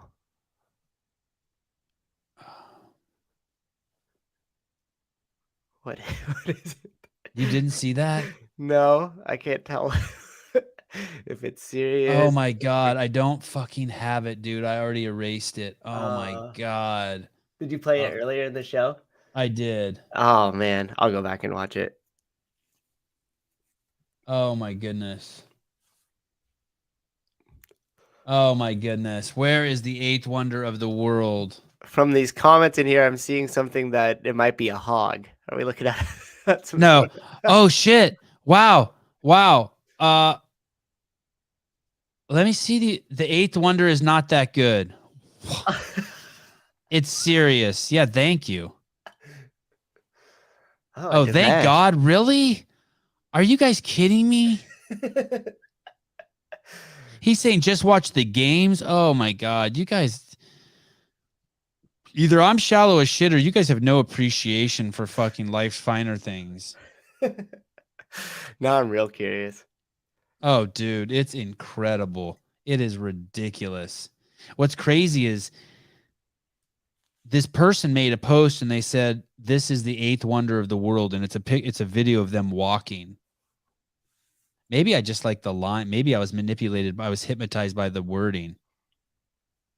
Did they have like really big hamstrings or something? You usually are into that. Dude.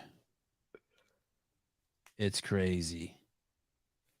God, I have this clip that I want to play so bad.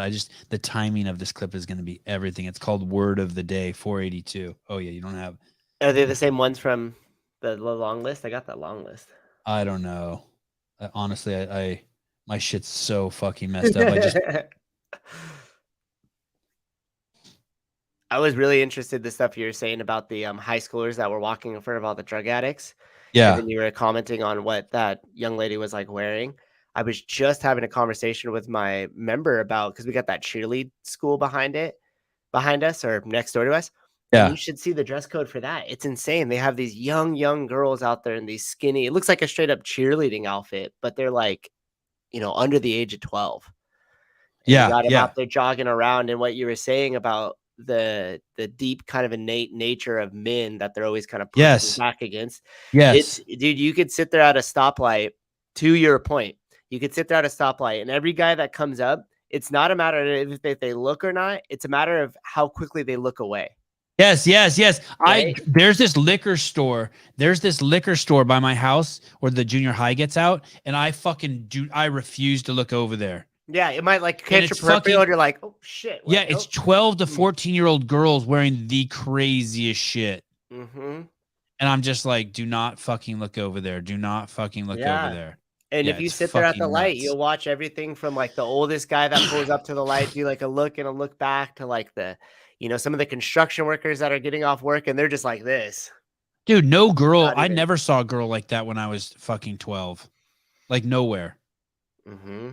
Or 13 or 14. I don't ever remember any girls like that. I don't even remember noticing boobs on girls that age.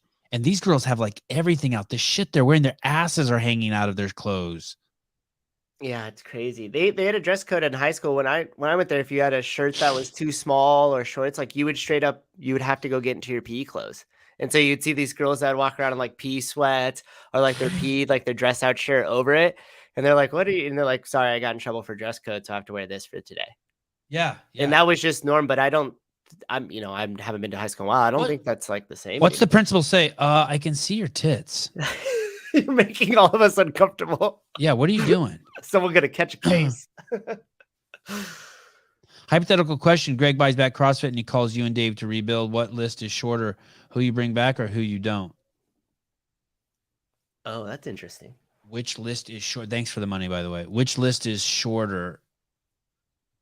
Can you explain that question to me? Which list is shorter?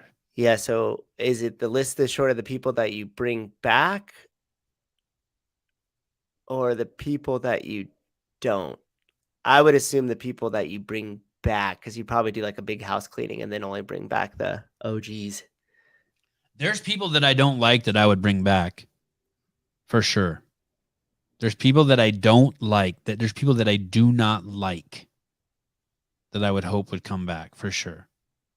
They just make good contributions to the. Yeah, it's not. There's people I would bring. There's people that I dislike. Is like I don't even know if I dislike them. I don't know if I dislike them, but I don't like them.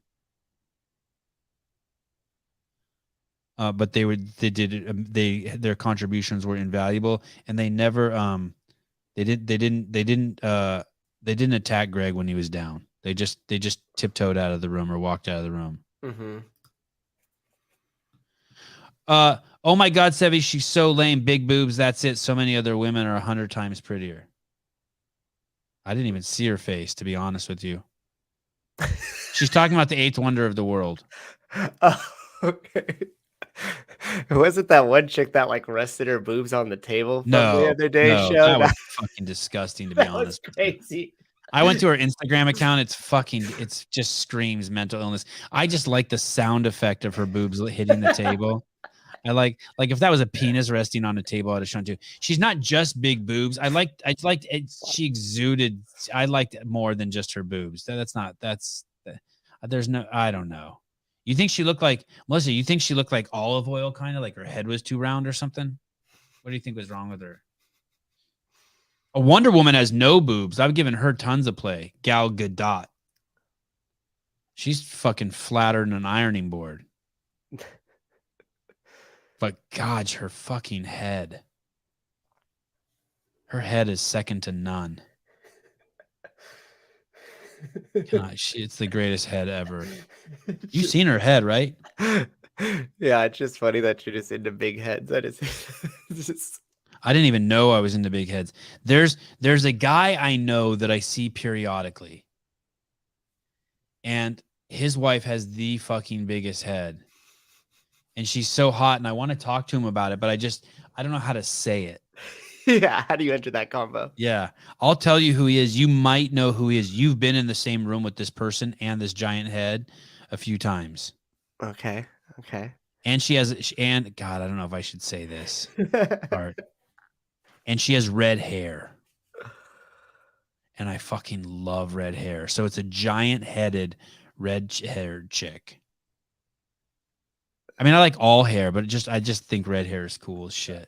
I feel like that should be narrow enough for me to get it, but I'm drawing a blank. No, it's not. Okay. It's really an obscure. I think you've been in the same room with this person twice, but it's the most obscure times. You don't even know. No, interesting. Maybe it is your wife. Maybe this person listens to the show. No, it's not Tom's wife.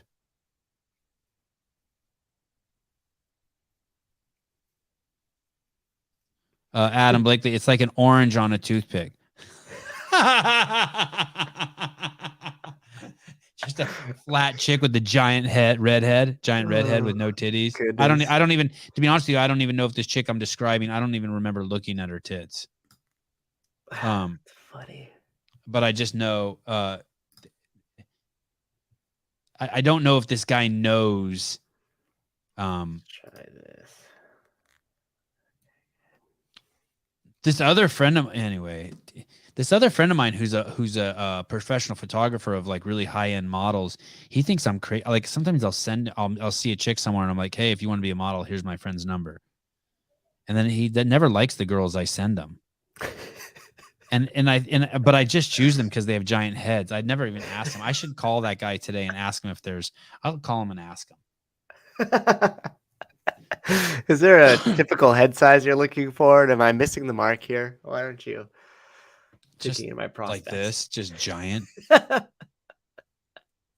it's not guaranteed. Katrin has a giant head. I don't think she's like inherently beautiful. I think she had to earn her beauty. Hey, you're on this thread with this this crazy games thread? Yep. Is that Danny Spiegel shit fucking hilarious? That thread is crazy. Did you see any of the Danny Spiegel talk? Yeah. Poor Halpin just wants to fucking write an article and add value to the fucking community. He just wants to add value. And instead it's turned into this philosophical God, it's so good. It's so fun. Wad Zombie's recent post was crazy. Oh, with her in Somalia?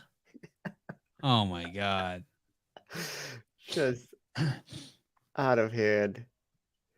I don't know what I'm about to show a clip. It says, I don't know why I'm choosing this. Oh, it says amen. This is Don Fall. Oh, I must have, I wonder what this is. Amen. Meaning that whatever he says here, I guess I agree with him. Let's see. This is the CEO of CrossFit. I've been a guest on the show. I actually enjoy Don's company, the little I've had of it. Oh, I think that was from the affiliate gathering. A couple months ago when I first started in this role, I think it was someone on our team at HQ, and they said something to the effect of, the world needs CrossFit. And while at the time, I suspect I nodded my head, I think probably what was going on inside my head was a little aggressive. That's the type of stuff that when we say it, folks who don't get CrossFit think we're crazy, that we're drinking the Kool-Aid.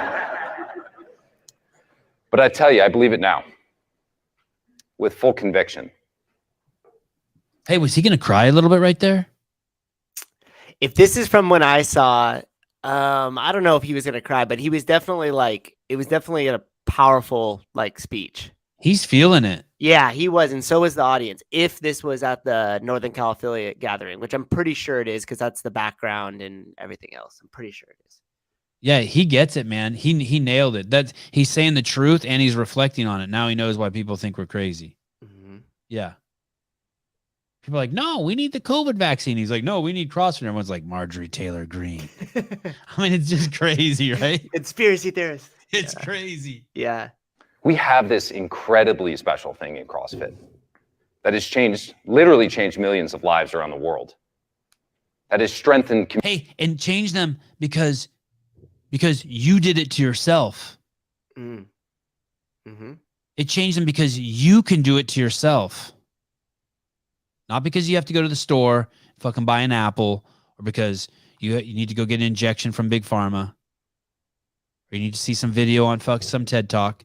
It's powerful because you can do it to yourself. Communities around the world that has given people a path that leads to happiness and health and connection, something that our world and our society so desperately needs now. And as we think about our future, I think the question is what we're going to do with it. All the people I hang out with are happy, by the way. It's crazy. I don't hang out with not happy people. We all work out. We all laugh.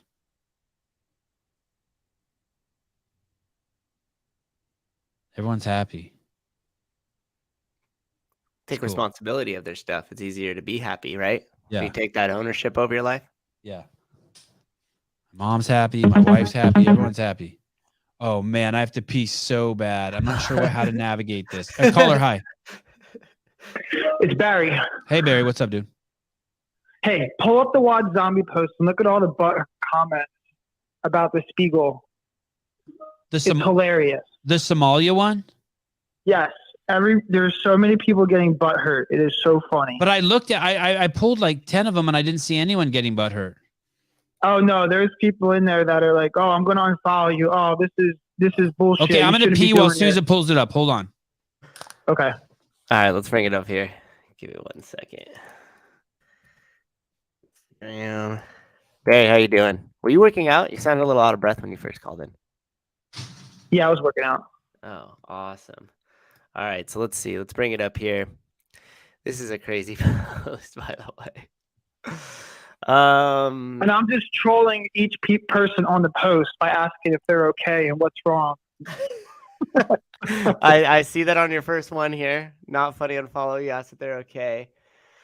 He does it again. How can I donate? This is really the pushing artistic relevance. Does this warrant First Amendment protection? The question. Okay, I think that they're just joking. Yeah, let's see. I don't see any. Are they like buried down here or what? I think they're buried down there. Fuck, this is freaking gold. Not funny, bad taste. A couple people agreed. Sensitivity is lost on her. Fucking hell. Oh, there's one. Look, not funny. Yeah. People are getting so mad. Wait, where do you see not funny? I want to see that one. It was right above here. Not funny, bad fucking taste. Oh, but what is the girls? That's weird. So when I see that, I can't tell if that's talking to him or her. Dude, the joke's on her. Right. Exactly. She lives in a country where 50% of our food is thrown away. We have the leisure to talk about racism, trannies, fucking anorexia. All this is a luxury. These motherfuckers aren't talking about that. This dude's thinking, should I eat flies or ants today? Those kids in that video. It's the fact that those people can't take the truth that he's pointing. The stark reality is we live in, that's white privilege girls who eat. That's black privilege too. That's all privilege. This show is fucking privilege. let me tell you something. Danny Spiegel and I would open an OnlyFans page and fuck each other crazy for you guys rather than be a fucking Somalian. All day long. I know. Someone ask her. Someone send her a DM right now and be like, Sevan's claiming that you would rather fuck him all day and make kids and raise a family and marry him and learn to get along rather than be a Somali child.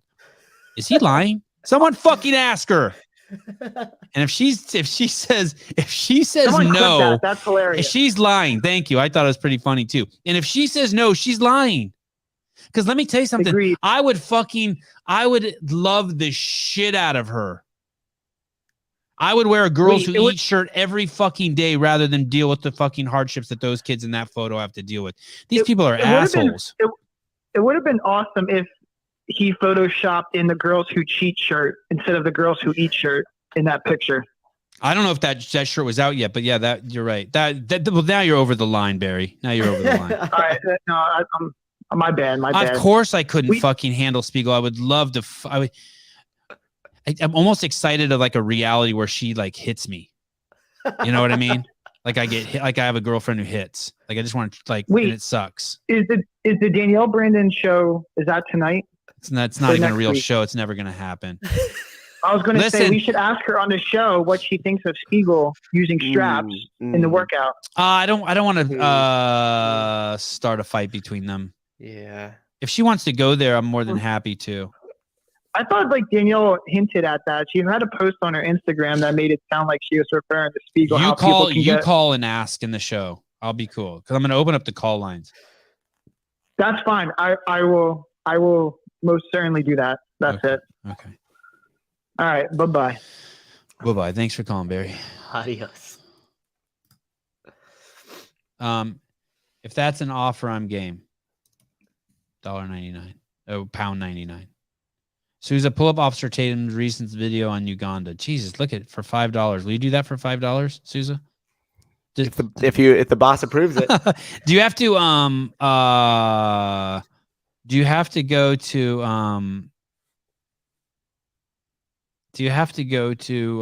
the Instagram? Where do you go? I have it here already.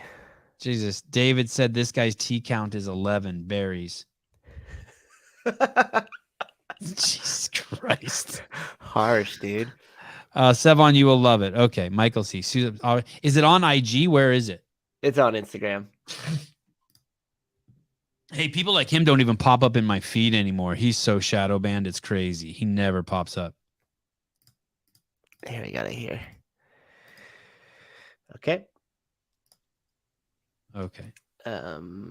Uganda ain't playing is what it says, and that's a little portion that we messed in. Here we go. Yeah, I know this. I don't know if I like this. I saw this. I didn't see him, but I know what's going on there. I know I don't like this. I don't like this. So we're not playing it? No, you can play it. You can play it. It's really intense. It's kind of mean what they're doing over there. Not kind of. I don't like this at all. Go ahead. Let's play it. Ain't playing. In our country, we will have our morals. We will protect our children. And we are making this law. We are making this law for ourselves. We are making this law for our children. We are making this law for the children of our children. This country will stand firm. And once it passed, I can tell you, Madam Speaker, we are going to reinforce the law enforcement officers to make sure that homosexuals have no space in Uganda. I don't care what you do.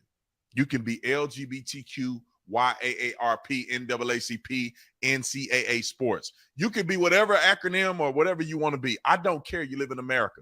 However, my biggest point here is that Christian influence in Uganda, the Ugandan people hold a standard. They don't waver like in America. Now, I think this is extreme. You ask me. I think it's really extreme. I mean, that's good. But it's their country, and they decide to do what they want to do in their country. We pause this. It's their country. That's where it's slippery. What do you mean their? I mean their country. Okay, keep going. It's not their. It's not their. It's a bunch of people who fucking are making it illegal to be fucking they're thought police. I don't like thought police. I can't think about sucking a guy's dick. Fuck you. Don't tell me what to think. I think about whatever dick I want.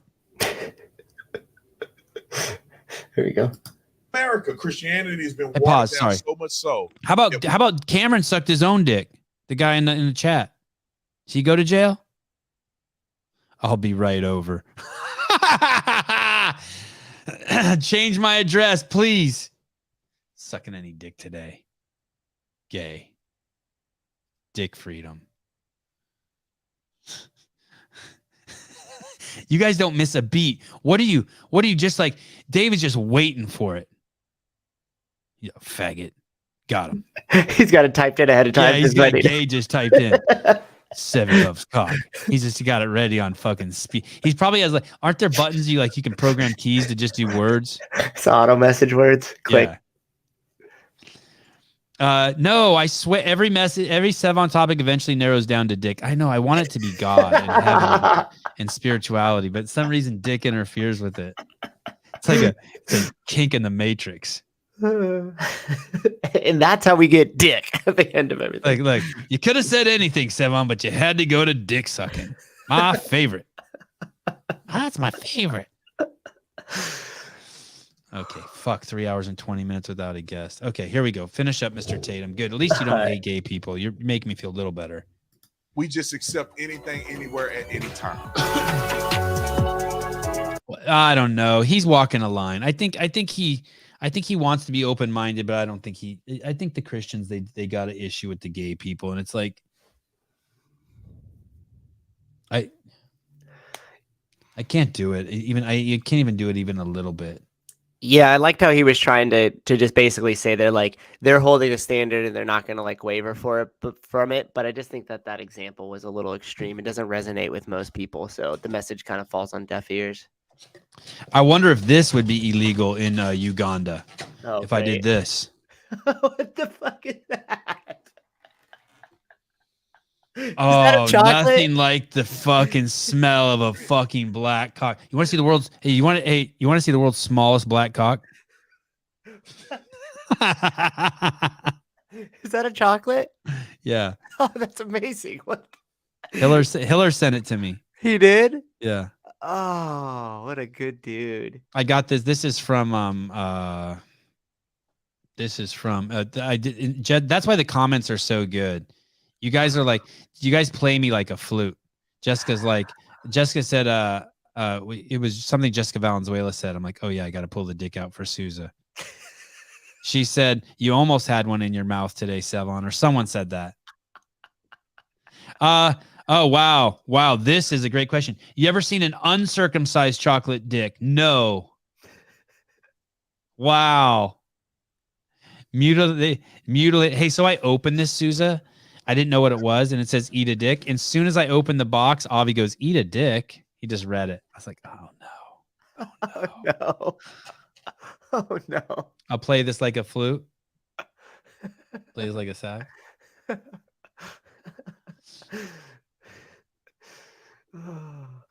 I feel like hey, when I get off the air, I'm gonna see if I can put this whole thing in my mouth without gagging. Oh well, why wait till you're off the air? Because I don't need this. You don't want that clip. Yeah, I don't want that clip. Because either way, if you choke on it, you know the chat's gonna call you beta, right? And if you don't, you know that they're gonna say something else anyway. You can't win. You can't win. Hey, that is really hard not to put in my mouth. That thing smells so good. Take a bite. No, I'm good. Fucking. The thing is I would, but I'll eat the whole thing. I won't be able to stop. I don't have that kind of. I don't have that kind of. Of course, Audrey's in there. Do it. You would. You would like that.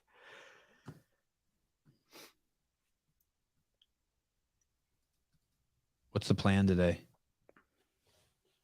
What are you doing today? Oh, we have another show today. Holy shit. Yep, that's what I was gonna say. I'm gonna finish up this. I'll get a quick workout in, coach a couple classes, and I'll be ready to rock to help out with the back end at 6 tonight. You think Brian and I were like fighting a little bit in that thread? Like maybe a little? Did you see that? A little something back and forth. Nothing bad. I think we were fighting. Me and Brian Friend were fighting in that thread a little. I like it because all I see is like a little bit of that like tension on a subject. I'm like, this is gonna be a good show. Which is probably bad to think about. Like I just don't even care about what's happening. Like, yeah, this is gonna be good. They'll hash this out. All right. So Danielle Brandon was nice enough to say that she couldn't make the show last night. She texted us, and we will get it rescheduled. We'll try again. Well, I'll reschedule up to like 16 or 17 times before I give up. I owe Brian 5 more frisbee shows. Oh wow, the gag reflex games. Wow, wow. It's just how much of like we find some object and you got to put it into your mouth. How much of it you can put into your mouth? Hey, dude, fuck Nick, you just came up with a brilliant idea. I wonder if there's something called a. I'm gonna Google this. I'm not gonna show you guys though until I won't do it live. Penis ruler. Oh, there is something, a penis ruler. Like a specific one you buy? No, it's just a penis ruler on Etsy. Like surprise prank penis. God, it could be what is this? Pecker ruler. And you and it shows how much you can measure how much you can take in with it. Let me see if this thing really exists.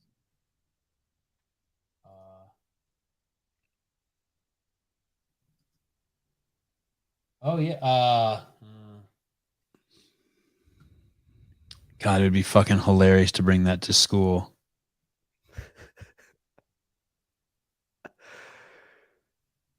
Oh, it all has 1 stars from all the people who bought it. Oh shit. They have all sorts of crazy penis stuff on Etsy. Penis chocolates. Oh my God. There's some crazy shit. Hey, we should put together our own like gains box, like the Sevan box, and it comes with just like chocolate dicks and like a CEO shirt and like you just get a bunch of cool stuff, and we just collect it from random sponsors, and like each month or like every other month you just get a box. Wow. We could start our subscription based model off that. It could be a calendar with just like all the people from the comments naked. Oh, that would be awesome. Like a photo shoot calendar. Yeah. Of the chat. Oh my goodness.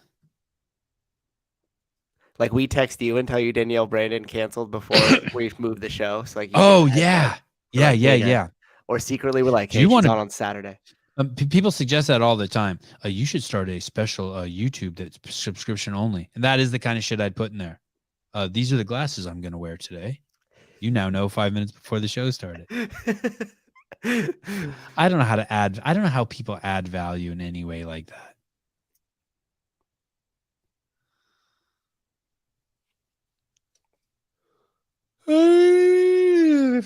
Okay. Good stuff. Thank you. Yeah, you've been crushing it. Last couple of days have been really entertaining. Oh, I thought this was Danielle Brandon's Instagram page. It's Wad Zombies. Oh, because you saw the one of her on the phone? That's what I had pulled up too. Yeah. I'll show you this. How about this? Okay, how about this? Do you guys think? What do you think? Yeah. The one of her on the phone is crazy. I think this is eighth wonder of the world shit right here. I think this is pretty fucking amazing. Hey, maybe I should repost this and I should title it, do you ever wonder what the eighth wonder of the world looks like when you're texting her? I mean, this is just a crazy that maybe she could have written that, right? I mean, this is a crazy fucking shot. I mean, this just says so. I mean, this. Look at her. Yeah, you see my comment there. Out there breaking hearts. Oh yeah, what it's on. God, I mean, what a piece of work she is. She's like raw footage of me seeing your text message and not texting you back. How is that even real?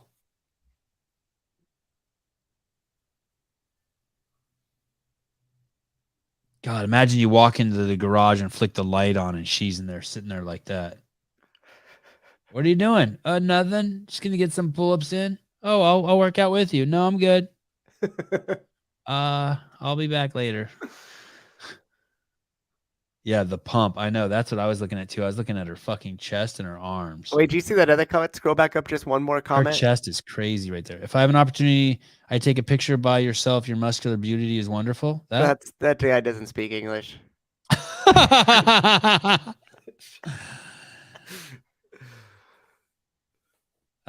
This one?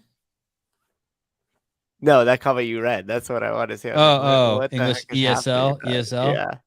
You are so beautiful. I take picture with you. Flammable. I always wonder when dudes like this respond, dude, you got a kid. I always trip on some of the stuff that people feel okay. Like, dude, I save it for my podcast. Oh my goodness, that's hilarious. We should do a segment where we go and those Instagram like whatever quote unquote models that just inundate the explore page and it's just like ass and tits everywhere.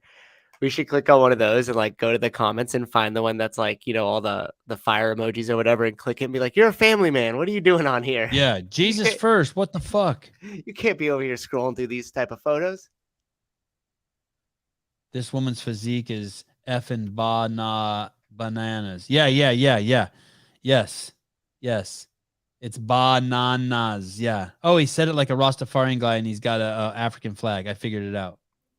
Nailed it. Bananas, man. Her body is bananas. It literally doesn't get any better. Oh, how dare you? How dare you judge her? How dare you judge her physique? She is so much more than her body. I know. Call her high. And I do know that she's more than her body. Or else we wouldn't be doing a podcast. Hello, call her high. Sorry. Hey, Jeremy. I got kids too, and I can't deny that she's spicy young lady. No, Don't I'm hate not on saying her. that you can't say you admire her. It's just weird to see it in the comments. Like, I just think like you reach a certain age, and especially if your profile pic's got you like holding hands with your little boy, maybe you don't fucking like overtly fawn over a fucking 25-year-old girl on fucking a social media platform. I don't know. Call me old school. No, it's funny because I'm 37 and I'll see that and I'm like, am I a dirty old man for like looking at it longer than I should? But I don't know. She puts it out there. Mason Mitchell, Jesus loves Danielle Brandon content. He loves us all. Yeah. I mean, let's just get that straight. But yeah, you got to have her on. I don't know if you remember, I sent you that combo between her and I. It's not a big deal. It's kind of actually hilarious. She had one of those. She goes live and she does the crumble cookies or whatever. Yeah. And I'm like, oh, Danielle Brandon's live. What's she doing? So I tune in and they're doing the crumble cookie thing. And I said a funny SNL line from back in the day when Will Ferrell did Harry Carey. He was like, if the moon was made of Swiss cheese, would you eat it? Something like that. And her friend got the joke and she didn't. So I was like, oh man, your friend is so cool. Dude, she actually, after the live went down, she DM'd me and yelled at me for saying I was being mean and that her, that's not cool. And I'm like, first of all, I was like, is this really Danielle Brandon yelling at me? But second of all, she hasn't talked to me since. Like, I responded like, yo, I'm not yelling at you at all, whatever, but you got to have her on so I can try to like win back my honor with her. And yeah, call in, make the story half as long and call in. Hey, I didn't preface it with really quick or this will be fast. So that's good. Anyways, yeah, you got to get her on so I can try to salvage some sort of friendship, Nice to hear from you, Jeremy Eat World. You can call me Jerry. You can call me whatever you want. Anyways, I'll let you get back to putting the chocolate dicks in your mouth. Thank you. Appreciate it. Bye. Back to the chocolate. Okay.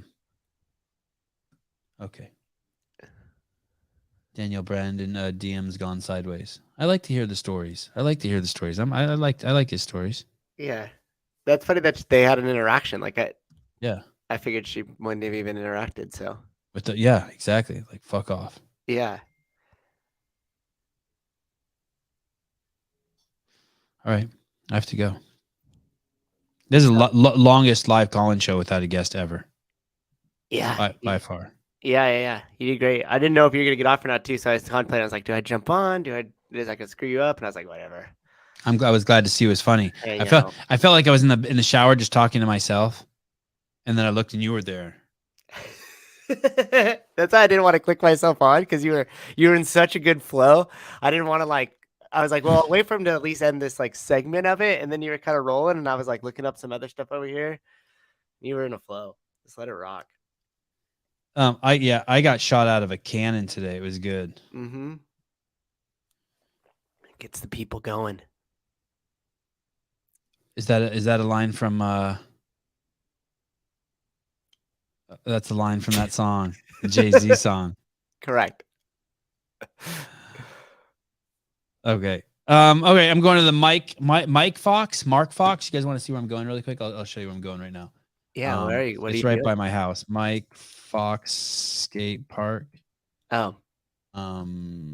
Images. I should take a video of it, and I should walk around there and just show you guys.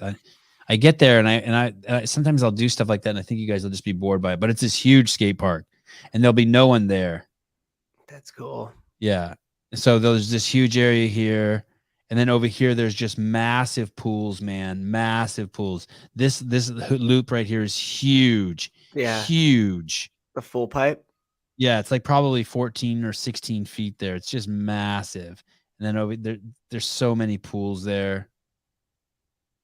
It's so radical. God, it's so cool. Oh, look at these guys. This lets you see how big it is. You can see how big these guys are. Mm-hmm. See that? Look at that's like a 6-foot guy there with a fucking 10-foot pole. Yeah. Oh, here is this. Oh, is that the layout there? Oh, that Oh no, That is not it, but that's a trip. Yeah, that is almost not- looks like the Livermore skate park. Oh, maybe it is. It says Central California Skate Parks. Maybe that is. Very similar design. Oh my God. Do you think that this is a website that has all the skate parks in California in it? Central California? Skate the States. Wow. This is the one that's supposed to be the Big Daddy. Have you been here? No, it didn't click. If you click the link, it's still showing the original. Okay. Let me see if I can. Okay, thank you. This is the one that's supposed to be it's Lake Cunningham. This is like supposed to be the creme de la creme. Yeah. Is that a vert wall right there? Oh yeah, look at that skate park. That sucker's big. And then I think there's more even. I think that there's like an eating area and a snack shack and a whole like. Wow. Crazy. Yeah, when the boys get a little older too, it might be fun to do like a little like road trip tour. Yes, for sure. Skate parks in California. We did that a couple times. That was a lot of fun. I can't wait to have you over to go skating with the boys. Okay. Is this the gold one? More of these. I want to get some really cool gold CEO shirts. And the cups, man, the cups are so cool. The gold is so nice on them. All right.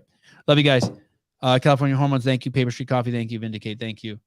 RX, thank you. Executive producer Matthew Souza shows up after long day of work. And